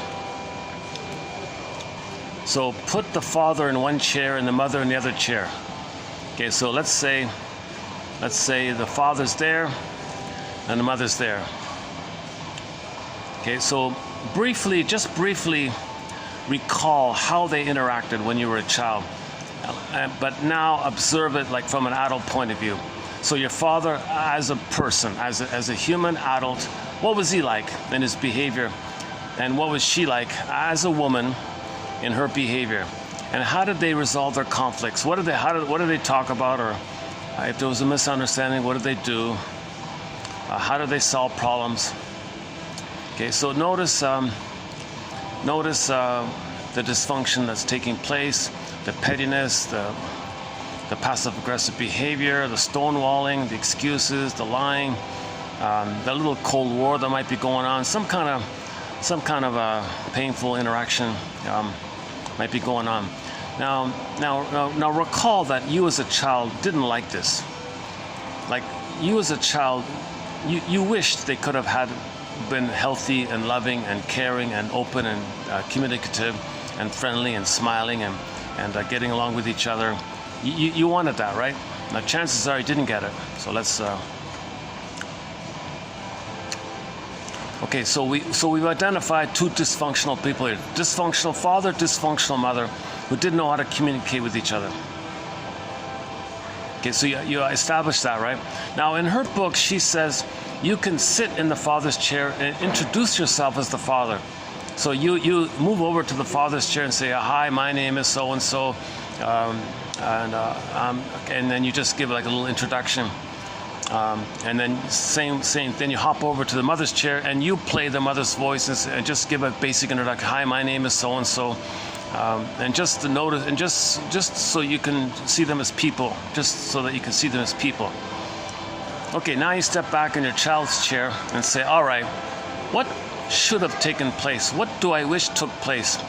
What kind of new precedent can I have in my mind? What kind of new impression can I have as a parallel new model from the problematic model in my mind? I need a new neural network model. I need something new in my mind system. So then you do it. So you sit in the father's chair, right? You sit there and you pretend to be your father talking in a healthy way. You make an I statement. You maybe he's more open and more vulnerable and shares something. And he says it to her. Then you hop over to here and you play the mother and you play how she can respond healthily to him. So you are the voice of a healthy mother. You're role-playing a good, loving, motherly partner response to him. Okay, then he's listening and validates and asks for clarification maybe, so there's no blaming and name calling, no fighting, no tricks, no pettiness, no little petty war like that. They're both curious, open to learning, open to discovery, open to healing, open to sharing. They're open, so maybe you can do the eagle feather. So he's got the eagle feather. So you sit in that chair with the eagle feather, tell the truth. Okay, then you hop over to here and play your mother, and you have the eagle feather. That means you got to be honest from your heart, talk from the heart. Okay, and then you might share your reaction to what he said honestly, what your concerns are. Maybe something he said triggered you, so you shared an old childhood fear, what need you had as a child that wasn't met, how you felt by it, and you're kind of vulnerable and share that. And then you ask, how are you with that sharing? So then the eagle feather goes to you, and you hop over to his chair, and he might reflect by saying, you must have a very good reason. I now really understand how you really do have a very good reason for feeling, for saying what you said. Yeah, thank you. what's the hardest thing about that? Pass the feather over here. The hardest thing about this painful memory from my childhood coming up is such and such.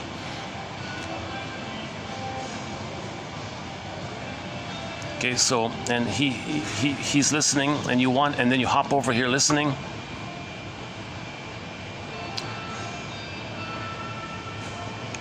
And maybe he might, encourage free association. Maybe does it remind you of something else, or what does it suggest to you or remind you of? Like, go on, I hear you. I want you to face. I want you to grieve, and I'm a caring witness. You feel safe. I validate. You must have very good reason. So you want him to be accepting and open and listening. And then the eagle feather comes over here. You hop over here. You play the mother, who now can free associate more freely. And maybe she's grieving now because finally, for the first time in her life, somebody's listening, kind of thing. And you kind of set it up in your mind of a healthy interaction, a healing, helpful, loving, soulmate to soulmate kind of healing to healing interaction. Okay, so you want to set a new precedent and something new in your mind. So you do it by physically sitting in the chairs. You physically hop back and forth between the chairs, making I statements back and forth. So you as the father make an I statement. Okay, you as the mother make an I statement. Oops. Oh. I accidentally got all these people on the camera. A group just arrived here.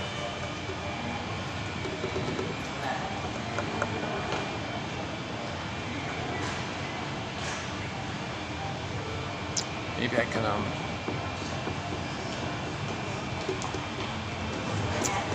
can go upstairs for a while. Yeah, hey, you can have it. Hey, it's okay. I'm just leaving. I'm just leaving in 1 minute. You can have it. I'm just about to leave. Hey, it's okay. Yeah, okay. Nevertheless, let's go outside.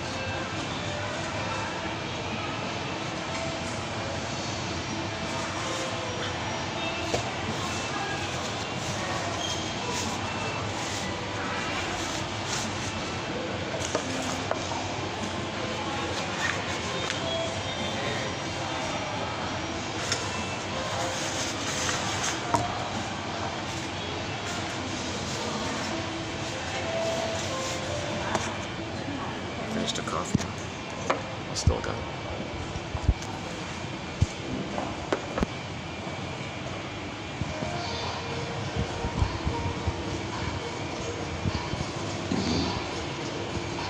Oh, they wanted the cherry blossom photo. Oh, that's what it was.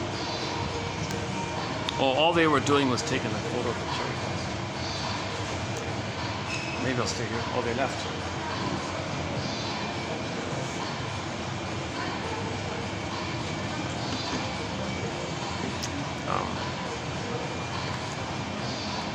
So you physically sit in the chairs, right? So if this is the mother chair, then I want to role play. I want to role play what my healthy mother might sound like, what she'd say. Okay, I want to like be a healthy version of my mother. Okay, then I hop over to the father's side, and I want to communicate in a healthy adult to adult way. In this relationship, right? So you make I statements. How was your day? Are you going over the day to figure out how you better could have handled it? Oh, you must have a very good reason for being upset by what they said. Oh, you're listening. So you're just present to each other, a warm kind of thing. Now, if someone's blocked, they might share. I notice your mind is somewhere else. Oh, you noticed that? Yes, my mind was on something else. And then she would volunteer. Well, the truth is, something triggered me today. Something triggered. You must have very good reason. So something came up from your past. Something in the present was a catalyst or stimulus. Something reminded you of the past that came up. That's right. Something, it was trivial in the present, but it reminded me of my past. So in the past, I had a need in my home, and my siblings were arguing all the time, and they broke my toys or something. I couldn't play with my toys or something, and I was angry by that. And that's how I'm feeling now.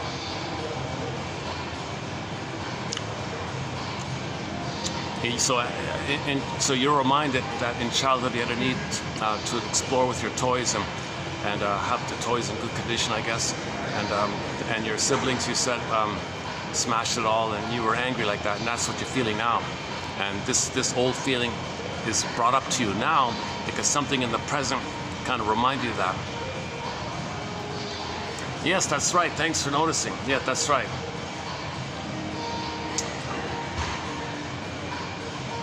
Well, I totally get how you would feel. I totally get your feeling like that. It makes perfect sense, and you have very good reason for being angry. You have absolutely, you absolutely have a very good reason for being angry. And that thing that happened today brought up those past angry feelings. Yes, thank you for validating, and I appreciate that.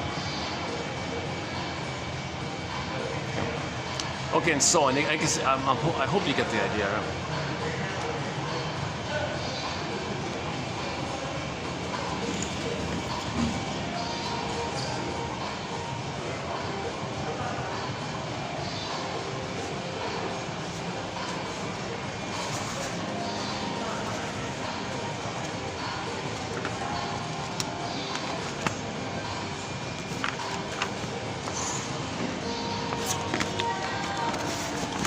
I began, well, the caffeine's kicking in. I began suggesting to my clients that they role play their parents, fixing their relationship with each other in order to create a precedent inside their own memories. Practicing this new experience of their parents resolving their relationship would make it easier for my clients to be different with each other now. Couple patterns had controlled how those participants behaved and felt in their current relationships. Subconscious programs had activated and limited their interactions and still remained in place, no matter what they had learned consciously in workshops. Having them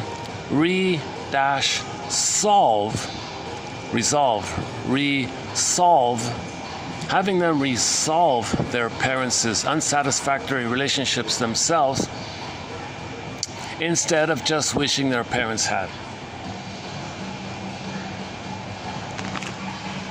So you want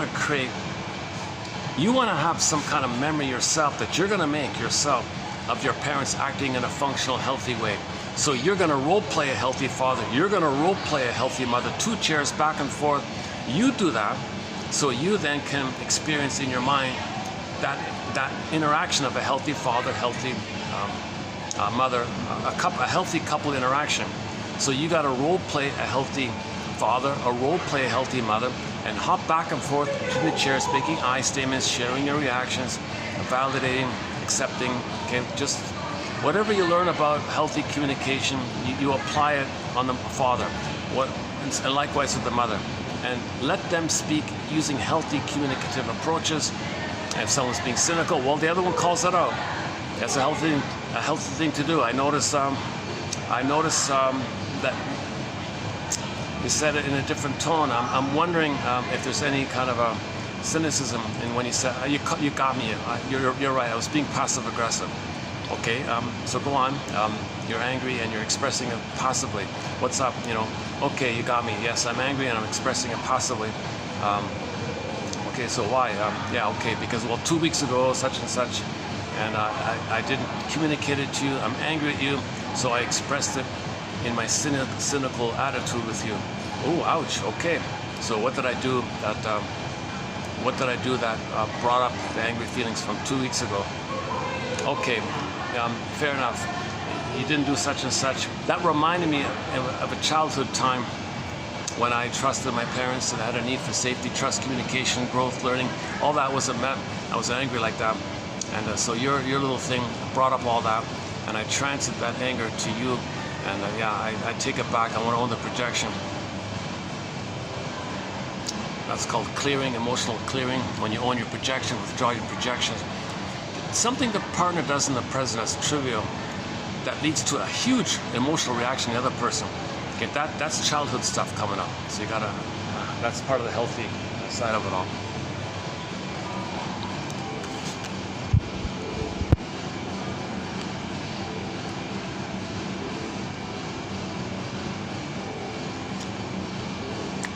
Imagine you are a child again.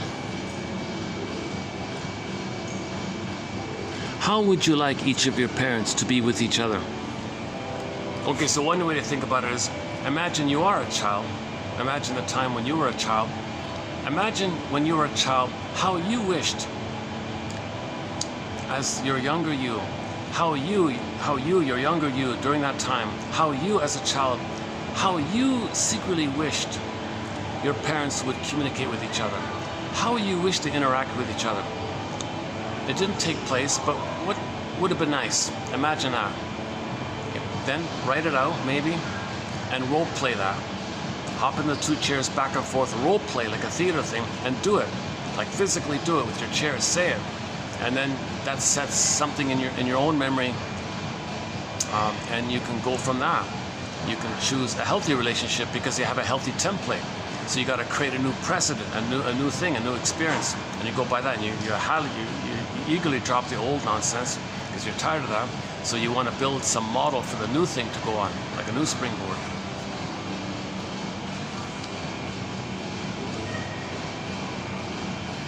Okay, stress usually brings up the old stuff. Okay.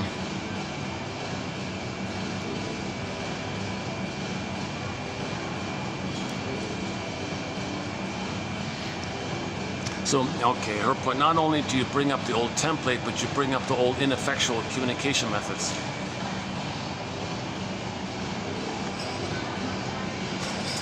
What happens when we consciously decide to pick someone opposite from our previous partner is that we switch over to that other parent role model in our new relationship, even though the decision to switch role models may have been made in order to avoid the same negative relationship outcome.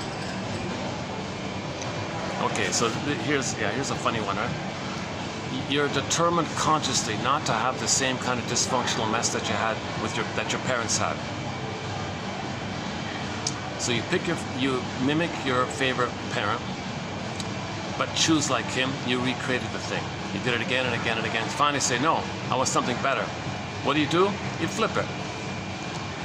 The one you hate, you remodel them, and you choose the other. So you still recreate it, you just swap chairs kind of thing.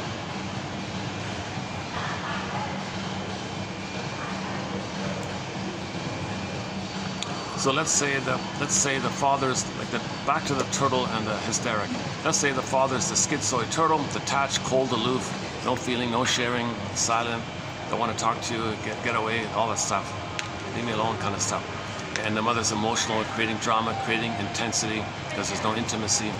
Okay, so she's the hysteric, classic kind of thing, right? One is hysteric, one is the turtle, one is the avoider, one is the pursuer. Classic kind of dilemma, right? One has exaggerated fears of engulfment, so they hide. Okay? The one who's engulfing has exaggerated fears of abandonment, so they're pursuing. The other one's afraid of engulfment, that kind of thing. So typical so-called two-step dance or whatever it is. Let's say you don't want that. So you pick one, and choose someone in the same way your parent chose. So you recreated it. Let's say you're tired of that. Well, okay, maybe do a switch. You play the other parent and choose how they chose, and you're still back where you were before. Okay.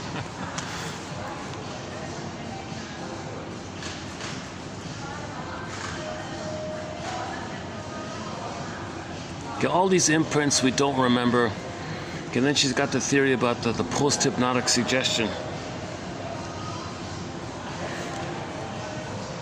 Okay, she talks about the quacking thing. Okay, I'm a little hazy on this idea. I tried to run through it yesterday. Okay, so she gave the example of one of these stage hypnotism things. Some fellow, I guess, has the knack of scanning an audience and identifying someone who's very vulnerable, someone who's maybe hurt and trusting like a child, someone who's very suggestible, very impressionable, very hypnotizable, very open to. So he scans around and picks that person. Oh, you, why don't you come on stage? The person comes on stage, and the hypnotist, it's out of my zone here, I don't know this kind of stuff, but the hypnotist, you know, waves the watch or something and does the usual routine. Okay? Your eyelids are getting heavier. Your eyelids are closing and your eyelids are getting heavier. You're relaxing, your muscles are relaxing. You feel the weight, you feel heavier in your chair. You're relaxing, your muscles, your tension is easing, melting away. Your eyelids are closing. He does the whole spiel, right? So it's not to make the person fall asleep, but it's to make the consciousness, to make the person not be conscious, but not fall into a sleep. That's some kind of middle thing. The middle thing is similar to how a baby wants to please his mother. Okay, so the hypnotist wants to tap into that, wants to bring that up somehow. So the hypnotist, so after the hypnotizer hypnotizes the person, so their eyes are closed and they're like, they're gonna do what mother says. So the hypnotizer stands in for mother now. So the hypnotizer says, okay, I'd like you to pretend you're a duck and make the duck sounds. And sure enough, the person's quacking and the whole audience is laughing. They don't hear it, they don't notice it. Okay, thank you, that's enough. Now, for the rest of this lecture here this afternoon until 5 o'clock, okay, anytime you hear the word duck from me, my voice, when you hear the word duck from my voice, I'd like you to quack. Okay? Okay? Okay, now when I snap my fingers, you're gonna wake up. Snap, wake up. Person wakes up. They don't remember anything. They remember nothing. That person doesn't remember that they made the quacking sounds and everyone's laughing. They don't remember the post-hypnotic induction suggestion thing, the thing that he was told to do. So the person goes back to their chair. The lecture continues, whatever. An hour later, the hypnotist tells some anecdote about a duck. So the guy in the audience hears it, click, and starts quacking. And the person is like, why am I doing this? What's going on here? Like, why am I oh my God, this is awful. He can't control himself. But he's quacking and he's like awake now, but he's doing it anyways. What the hell? You stop it, like he's trying to stop himself, but he keeps quacking or something. The hypnotist says, all right, that's fine. You can stop quacking. The guy goes, what the hell? What the hell happened? Well, you were hypnotized to please me. I'm the mother, you're the baby, you want to please me. Okay, to have an attachment, to feel safe, you want to do what I say. You want to please the mother. You dance to any tune. I'm your mother, and children dance to their parents' tune. The tune was, I want you to quack when I say the word duck. Because you want to please me for your attachment, for your survival. You want to please me, so you do what I say. So the hypnotist is bringing that up. So he's coming from an unconscious imprint that he's a child, got a pleasing the mother, and the hypnotist is the mother. He kind of disturbing kind of stuff, right? I don't know how often this thing kind of works or something. Anyways, it's called the post-hypnotic. What is it again? Okay. In other words, just the point was, we're kind of like that. We're kind of like that. We were hypnotized as children watching the film of our parents. We were hypnotized. And in the hypnotizing film that we put in, embedded in it, is that we're going to somehow recreate it. So if somebody So you're going to play one of the parents, and if you find someone who resembles the mate that your parent chose, you're going to quack. You're going to choose that person. You're going to fall in love like that, like a post-hypnotic suggestion. So you're going to instantly fall in love like the quack. You go, what happened there? And now you find yourself married to a person, and you find yourself recreating the childhood scene. You're still there. You play one, the partner played the other, you recreated it, and you're still back at home. You haven't left the home. So she thinks this template is a kind of like a post-hypnotic. There's embedded in the template, there's an automatic post-hypnotic suggestion where something in the present, it's kind of like the guy saying duck and you start quacking. I don't fully know what to say. I don't fully know it myself.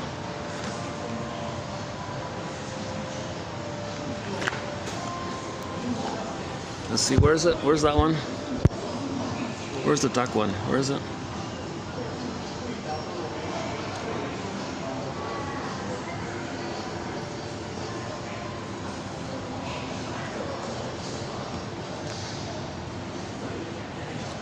What, do we even have it here?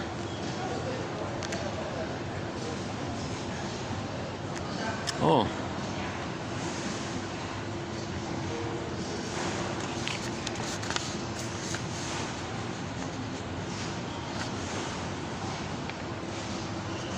Oh, here. Oh, is that it? Oh, maybe I didn't. Oh, maybe I didn't post it. Oh, I don't think I posted it. Okay. Well, I didn't include it. Okay, the duck anecdote is not here. All right.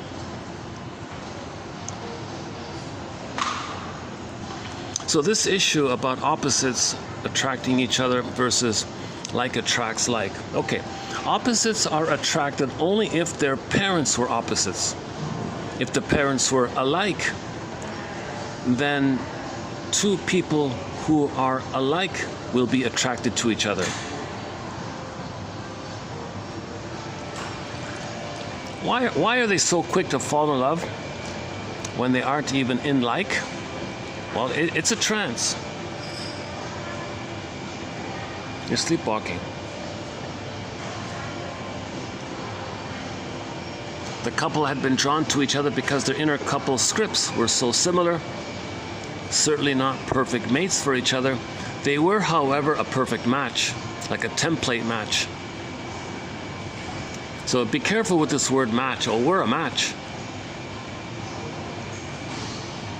Yeah, be careful with this word. Oh, we're a match. Oh, we're such a good match, right? Really? If your couple memory template is painful and you play one parent and you're attracted to someone to play that other parent and you say we're a match, you're just recreating that old pain. But we're a match. It's familiar. What most people mean is they want a healthy person. Oh, that's a match, a healthy person. But you won't be attracted to a healthy person. You don't have the waves. She says it's like another language. It's like somebody speaking Swahili to you. You don't understand Swahili, so it just brushes over. So you see a healthy person, it just, you're not interested, just brushes over it. There's no link there. And she also gives the example about how a child learns a language implicitly, procedurally. We don't remember learning our first language, right? Well, we also learn couples language, couples relationships language. We also learn how couples relate. Like how we learn our first language, we learn our first couple relationship thing. And that's all you have. Maybe only speak that language. So we gotta learn a new language, right? we got.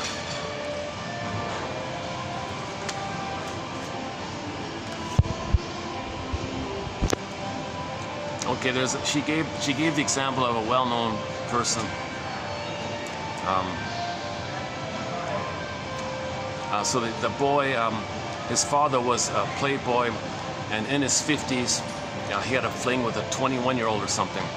And he's the byproduct of his father, the 50-something-year-old playboy father, and this young student, kind of nurse student or something, 21-year-old. And he was the byproduct of that. Now, when that child grew up and became, he modeled after the playboy, and he became in his 50s, sure enough, he had a fling with a 21-year-old, just like his father married a 21-year-old. So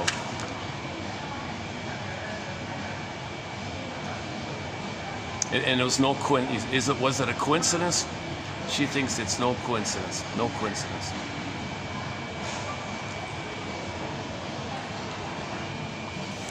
So a quick one about the opposites attract. Let's say a person's parents were opposites. So right off the bat, okay, in your relationship, it's going to be an opposite situation. That means that other person that you choose is opposite to the parent you role model yourself after. So if your home life, the parents are opposites, okay, you're gonna, later when you get married, it'll be an opposites kind of thing. If the parents were kind of alike, likewise, later on, your marriage will be, we're both alike kind of thing. Now, I was giving the example of the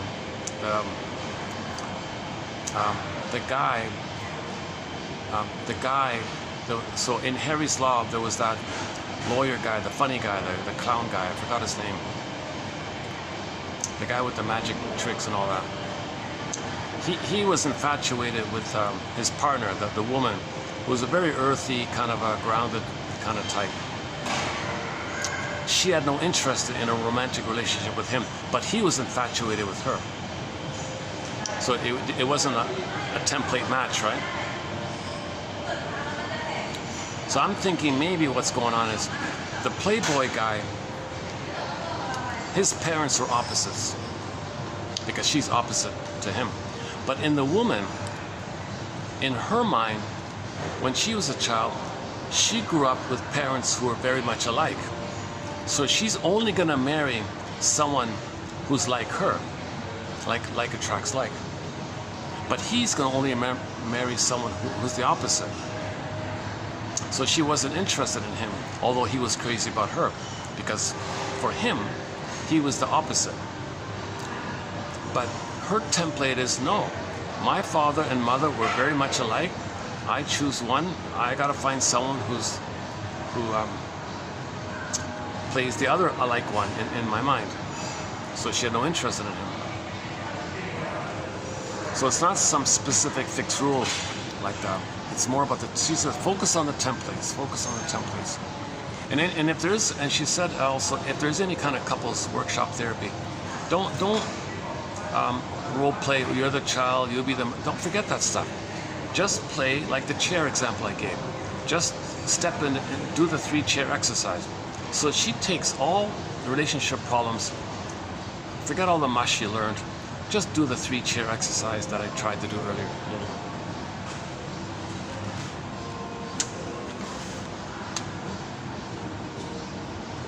Your relationship will only go as far as this old programming can take and no further unless you get out of your trance and purposefully override that post-hypnotic suggestion.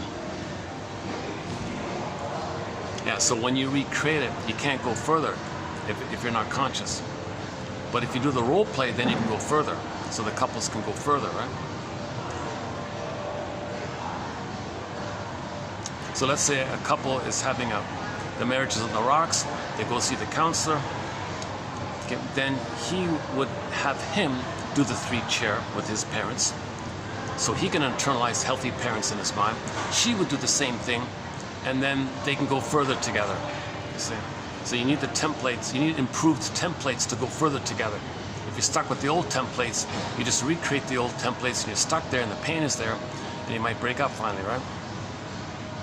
So you can continuously go further if those two partners can update their own. Oh, okay, we got about 20 minutes here. Battery's holding up. I gotta close this before 2 hours and 20 minutes roughly, or maybe 2 hours and 15 to be safe.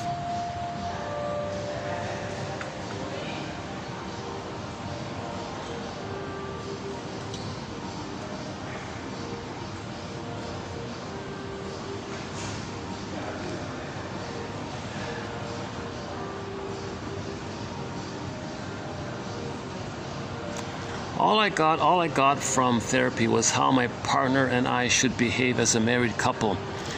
We never knew why we did what we did to each other. Now, all we have to do is look at the training film that each of us watched daily from birth to 5 years old to see how we are under stress. Your relationship will only go as far as this old programming can take it, and no further, unless you get out of your trance and purposefully override that post-hypnotic suggestion.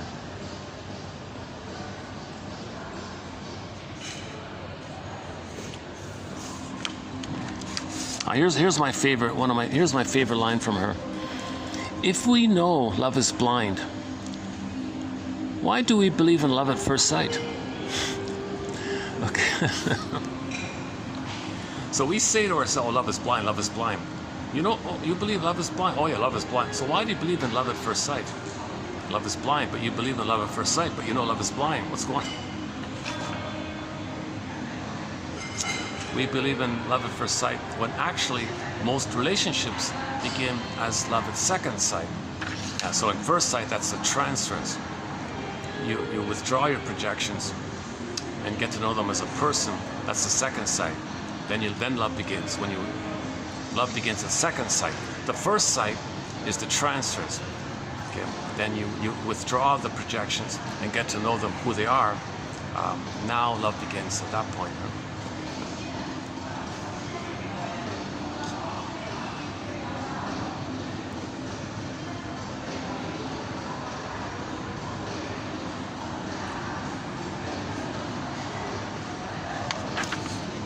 Okay, this is part. This is most of part 1 and part 2. See your parents as the people they were to each other, not as the parents they were to you. Okay, that's pretty good as well, right? See your parents as they were to each other, as two people were to each other, as a couple. Forget about them to you. See them to themselves. And update that. Forget about them to you. Update the template. I didn't know this, but in the Gestalt community, they have a famous slogan in there. I've heard this before, as follows: if you always do what you've always done, you'll always get what you've always got. Again, if you always do what you've always done, you'll always get what you've always got. This is a trance. My job as a therapist is to bring clients out of the trance they are living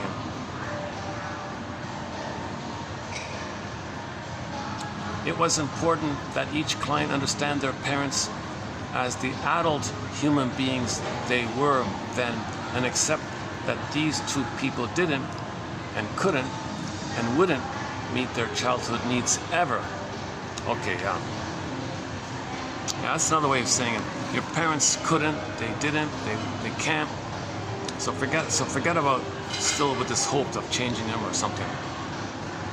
Just set a new precedent in your mind of what a healthy couple looks like, and go from there. The unconscious matching of wounds. The matching.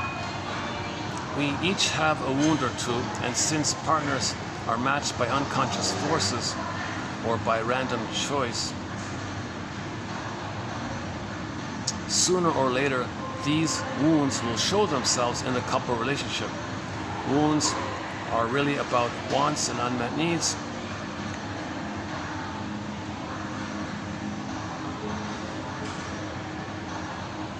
Okay, so just a general statement. When you feel wounded and triggered, it's about an unmet need. Okay, F and N. When the child's needs are met, he feels pleasant. A link, needs and feelings. Feelings and needs are linked. Needs met, feelings pleasant. Needs unmet, the pleasant feelings zoop away. That's to enjoy status, zip away. Golden ball goes away, and you're back in the survival brain: fear, anger, disgust, shame, anxiety, and your rage. Anger is an expression of unmet needs. If If the needs are met, you feel pleasant. That's the normal state of affairs of the baby. To feel pleasant, his needs are met. He expects his mother to meet his needs. He'll feel pleasant. That's the normal state of affairs that a mother meets the baby's needs. Now the mother won't be able to do that if the cords are moved. That's why you got to leave the cord, as discussed before.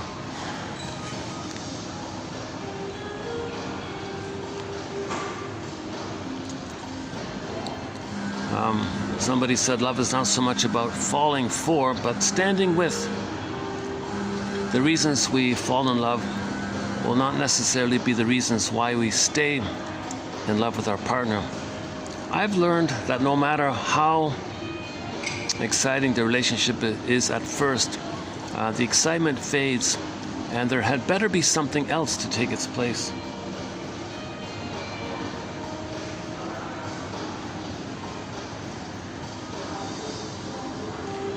Emotional eating is most always triggered by events or chronic life situations that remind us of our unmet childhood needs. Another thing to keep in mind is when you role model after one of the parents, remember those parents chose their partner because they had unmet needs, and they had a template, and they had unmet needs, and you had unmet needs. Your father had unmet needs. You had unmet needs. You imitate the father, choosing because he had unmet needs and you had unmet needs. So that's part of it. That's part of it.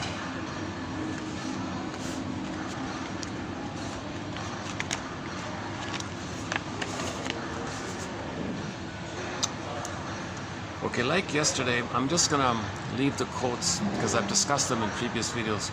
But this batch below, 2930. Okay, so this concludes my sort of preliminary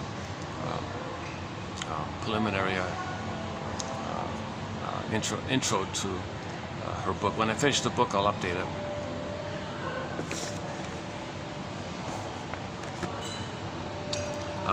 But today's batch 2930, I've discussed it a fair bit already.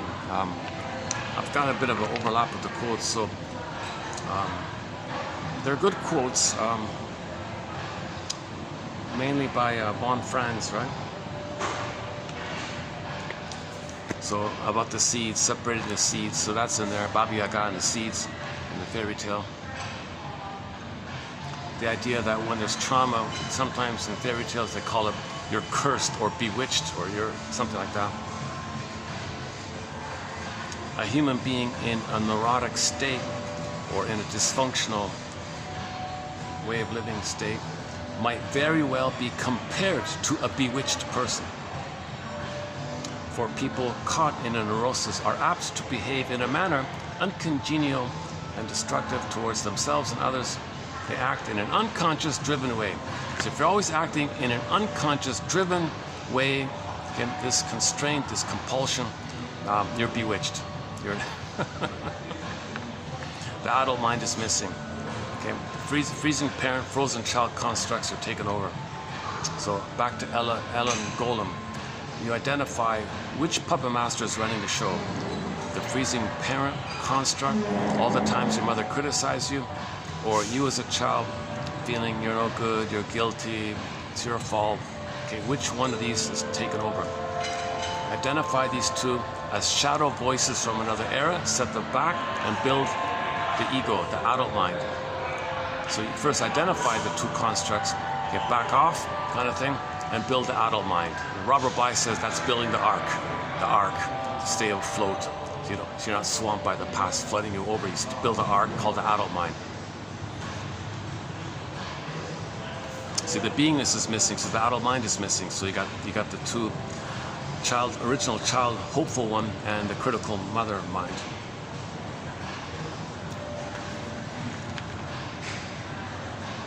So that's a curse.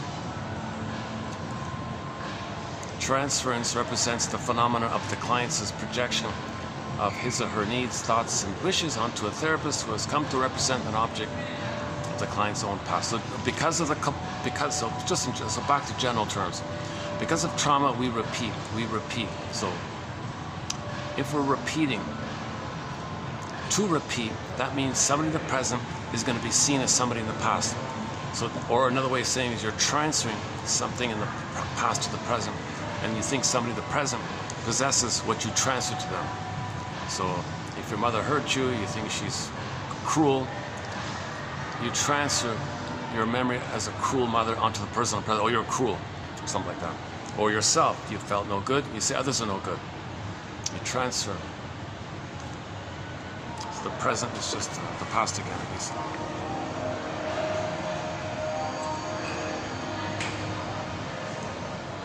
And anything that's addictive, like anything that's the source point is trauma. If somebody's an emotional eater, a smoker, a drinker, a gambler, and so on and so forth, okay, that's trauma. That's code for trauma. Where does this sense of brokenness and emptiness, which addiction tries to fix, come from? When you begin to uncover the roots of your addiction, very often you find unresolved trauma. We live in a culture that's addicted to the concepts of either or, adversarialism,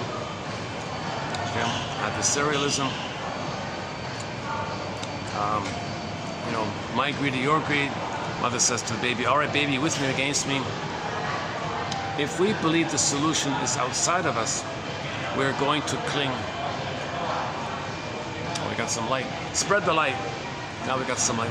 So just like we're getting more light here because they're lifting up the curtains, okay, these quotes are giving us some light of consciousness. Yeah, like the Chinese proverb, you don't curse the darkness, you light a candle to raise consciousness. Do we have that quote? Oh, we covered it recently about that one. Yeah, can we find it? Yeah, where is it? Let's see. That was not a bad little quote about that one. Oh.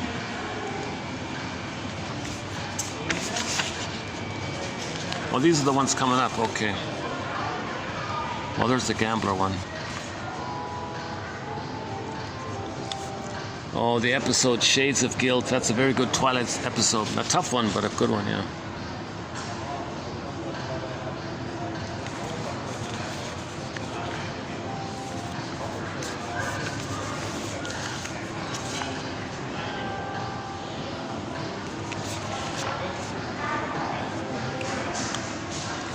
Knowledge is like the wind. Once embracing it, you can go anywhere, says the Navajo indigenous elder named Yellow Horse.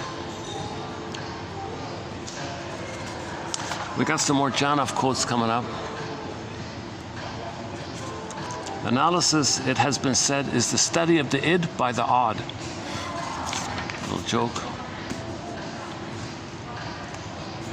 Oh, this quote by David Solanian. This is a very good one, yeah. So we discussed that already. These are the Ullman and Paul quotes.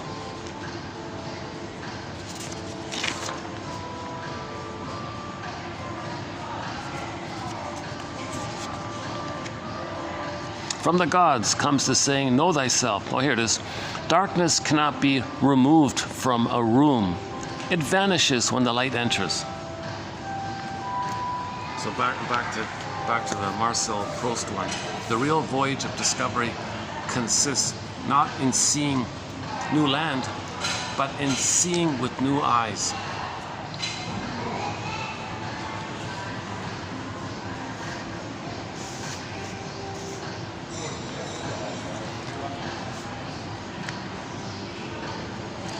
If we believe the solution is outside of us, we're going to cling to all sorts of externals, all sorts of different strategies to try to relieve that psychic pain.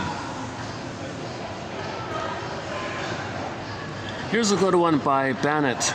Traumatic events, by definition, overwhelm our ability to cope. When the mind becomes flooded with emotion, a circuit breaker is thrown in that allows us to survive the experience fairly intact, i.e., without becoming psychotic or frying out one of the brain centers. The cost of this blown circuit is emotion frozen within the body. In other words, we often unconsciously stop feeling our trauma partway into it, like a movie that's still going on, that's still going after the sound has been turned off. So in the fairy tale, that's the pin, that's the circuit breaker. So baby comes out. Let's say the baby did have paradise in uterus. He comes out and the cords are moved. Lost his mother, pin goes in, circuit breaker. So he can live, but everything's numb now. So the other example was you're watching a film, you're seeing the thing, but the audio's shut out, but the thing's still going. You see the visual's still going, but the audio's shut out. It's kind of like us, right? We can keep, there's no feeling, no audio, like there's no audio, right? So in the Maiden King, that's the key image. That attachment trauma, okay, was symbolized with the pin in the collar. So he was numb after, from that. From the collar down, he didn't feel fully real, didn't feel fully alive. Flat affect. Athimoalexia. No feelings for your words. Alexithymia. No words for your feelings. So, okay, so you feel not fully alive, like the Velveteen Rabbit. What does it mean to feel alive and real? I want to feel alive and real. What does it mean? I've got this pin here. Well, at midlife, you recognize there's a pin and you do those tasks we mentioned earlier. Resolve oppositional thinking, divide the seeds, okay? Free association, dream interpretation, face all the someday stuff, face the doomsday stuff. Okay? You got to get your parents a story to get the truth that they didn't love you. So you got to call a spade, and then nature does the rest. The symbol of nature doing the rest is the firebird appears. You hop in the back of the firebird, you ride the firebird. That's called abreaction, catharsis, healing. Now your feelings are coming back. When your feelings are coming back, the pin pops out. You feel good again. I mean, you feel yourself again, and now you're reunited with yourself. Healing and wholeness. You're more whole. Healing and wholeness. The more whole you are, the more healed you are, your symptoms go away. The pain is you don't feel. That's the pain that leads to symptoms. But if you can feel, your body thanks you for it. Everything's realigned. Okay? So in The Wizard of Oz, you got to line up those three characters: Tin Man, Scarecrow, and Lion. They were kind of scattered at first, right? So you got to line up the head, heart, and body. Scarecrow, Tin Man, Lion. See, in trauma, we can't know the trauma. That's the Scarecrow. He's got no brain. It's known, but he can't think it because he has no brain. Tin Man, we lost the ability to love and feel. That's the heart one, missing heart. And the two being like that means the person's going to feel disembodied, like the cowardly lion. So things that really fragmented with trauma like that. So Dorothy is like a symbol of the spiritual, like inner forces with them that's trying to line them up. So Dorothy, you saw, it's lining things up and get them all hopping along yellow brick road together, kind of thing. You want to line them up like that. Now she had to face the witch, okay? But that witch image is not real, so she threw water on it. Okay. So that's that's a symbol that she's admitting how she felt with her mother. She felt water, emotion, waves, water flow, motion flow. So that means she, usually the water feeling. So she's admitting the feeling about her mother. So she threw the water like that. Then the witch dissolved away, poofed away. It wasn't real, right? Then she can go back home. Kansas. Now Kansas is within for her, so Kansas is her home. So she was removed from home, Kansas, went to this unconscious world, did what she had to do, kind of thing, and then was reunited with herself. And the conclusion was, oh, getting back her inner home, there's no place like home. There's no place like home, she kept saying. So in the Odyssey, same thing in the Odyssey. Okay? Ithaca is just a symbol for his inner home, his embodiment, his sense of being at home with him. Okay, so he was detached from him, wanted to get back home. In the process to get back home, he had to face all those voices of his mother. Calypso, don't grow up, just be like a child. No, I want to go home. Circe, give up. Just dream or something. Lotus Land, just smoke away or whatever. Circe, just give up. No, she had to face all those voices. No, stop it, all these voices. And Odysseus went in the underworld and he saw his mother there. And he saw a symbol of how he betrays himself the way his mother betrayed him in a loop where he sees Sisyphus. Odysseus looks into Sisyphus's face and he sees that it's his face. And he saw that he betrays himself like how Agamemnon betrays okay, the feminine principle, and the mother's there. The mother betrayed his feminine principle, and he's doing to himself what his mother did, and he's spinning it around. Oh my God, what a mess. So he faced the shame. It's the hell scene. Enough of this. Enter Gabe's story, the Twilight Zone Gabe's story. So one version of this is Gabe's story in the Twilight Zone. Oh, I gotta close this up. Let me close this. I don't want to lose. This video wasn't too bad, right? It's definitely an improvement from yesterday, so I want to keep this video. So I've only got like 5 minutes left. Let me close this just so if I don't stop it, I lose the whole video. I've lost too many good videos already because of this. So let's close it up here. And the rest of the quotes for today's batch are below. Frozen emotion. It's about trauma, and the one about the fairy tales. So they're good quotes. They're good strong quotes. Let's quickly pick a song here to close up with.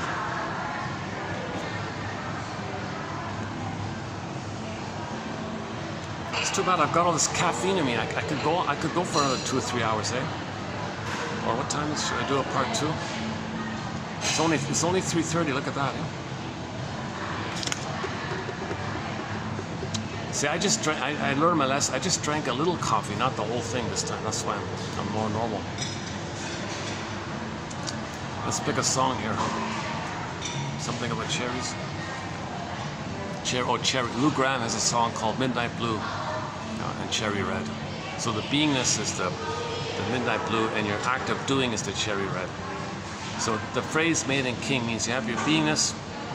From the beingness, you're doing. The masculine king act of doing is normal, ethical, virtuous, because you have your beingness, maiden king. If you have your beingness, your doing is normal. If your beingness is missing, okay, your doing is whacked. Mr. Wilson says, if you're not in your body, you're not making sense, literally, and it's disembodied discourse that causes all these terrible things.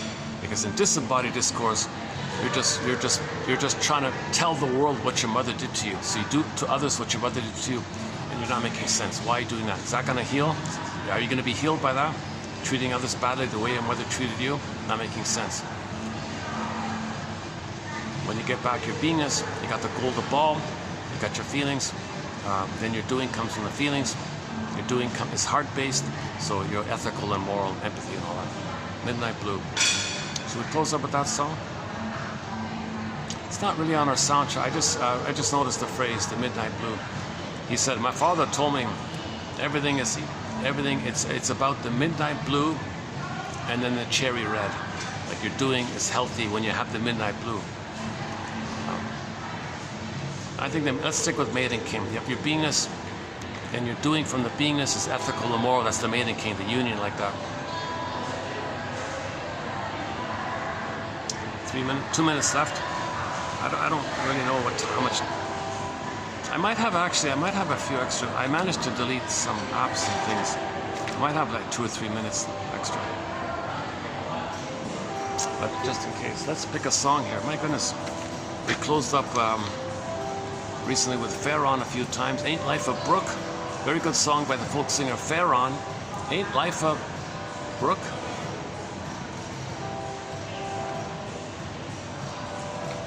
Oh boy.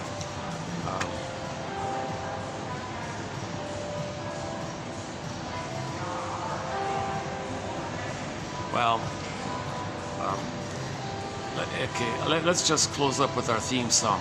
Our theme song to this project is Katja Epstein's German cover of the song Windmills of the Mind. It begins with the bass tubas. So she's a pop singer in Germany from the 70s mainly. I think she's still around.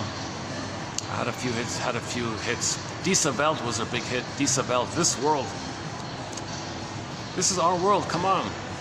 What do we want for our children? Come on, it's our world. This world is our world. Come on, family. We're all Earth family, one family, our world, our little speck of dust.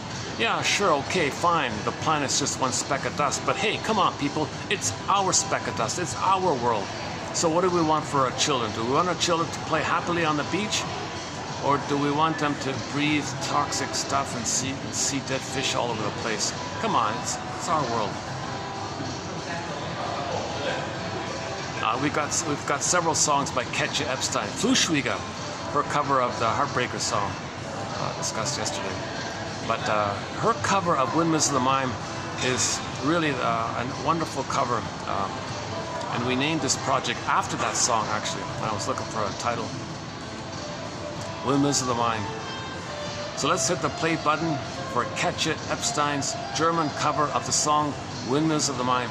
A very good English rendition I like is the one done by Barbara Lewis. But that's pretty much it. Those two covers are on our soundtrack. The Barbara Lewis English one and Katja Epstein's one, which opens up with those those booming bass tubas. So let's press the play button, bass tubas. Thanks very much.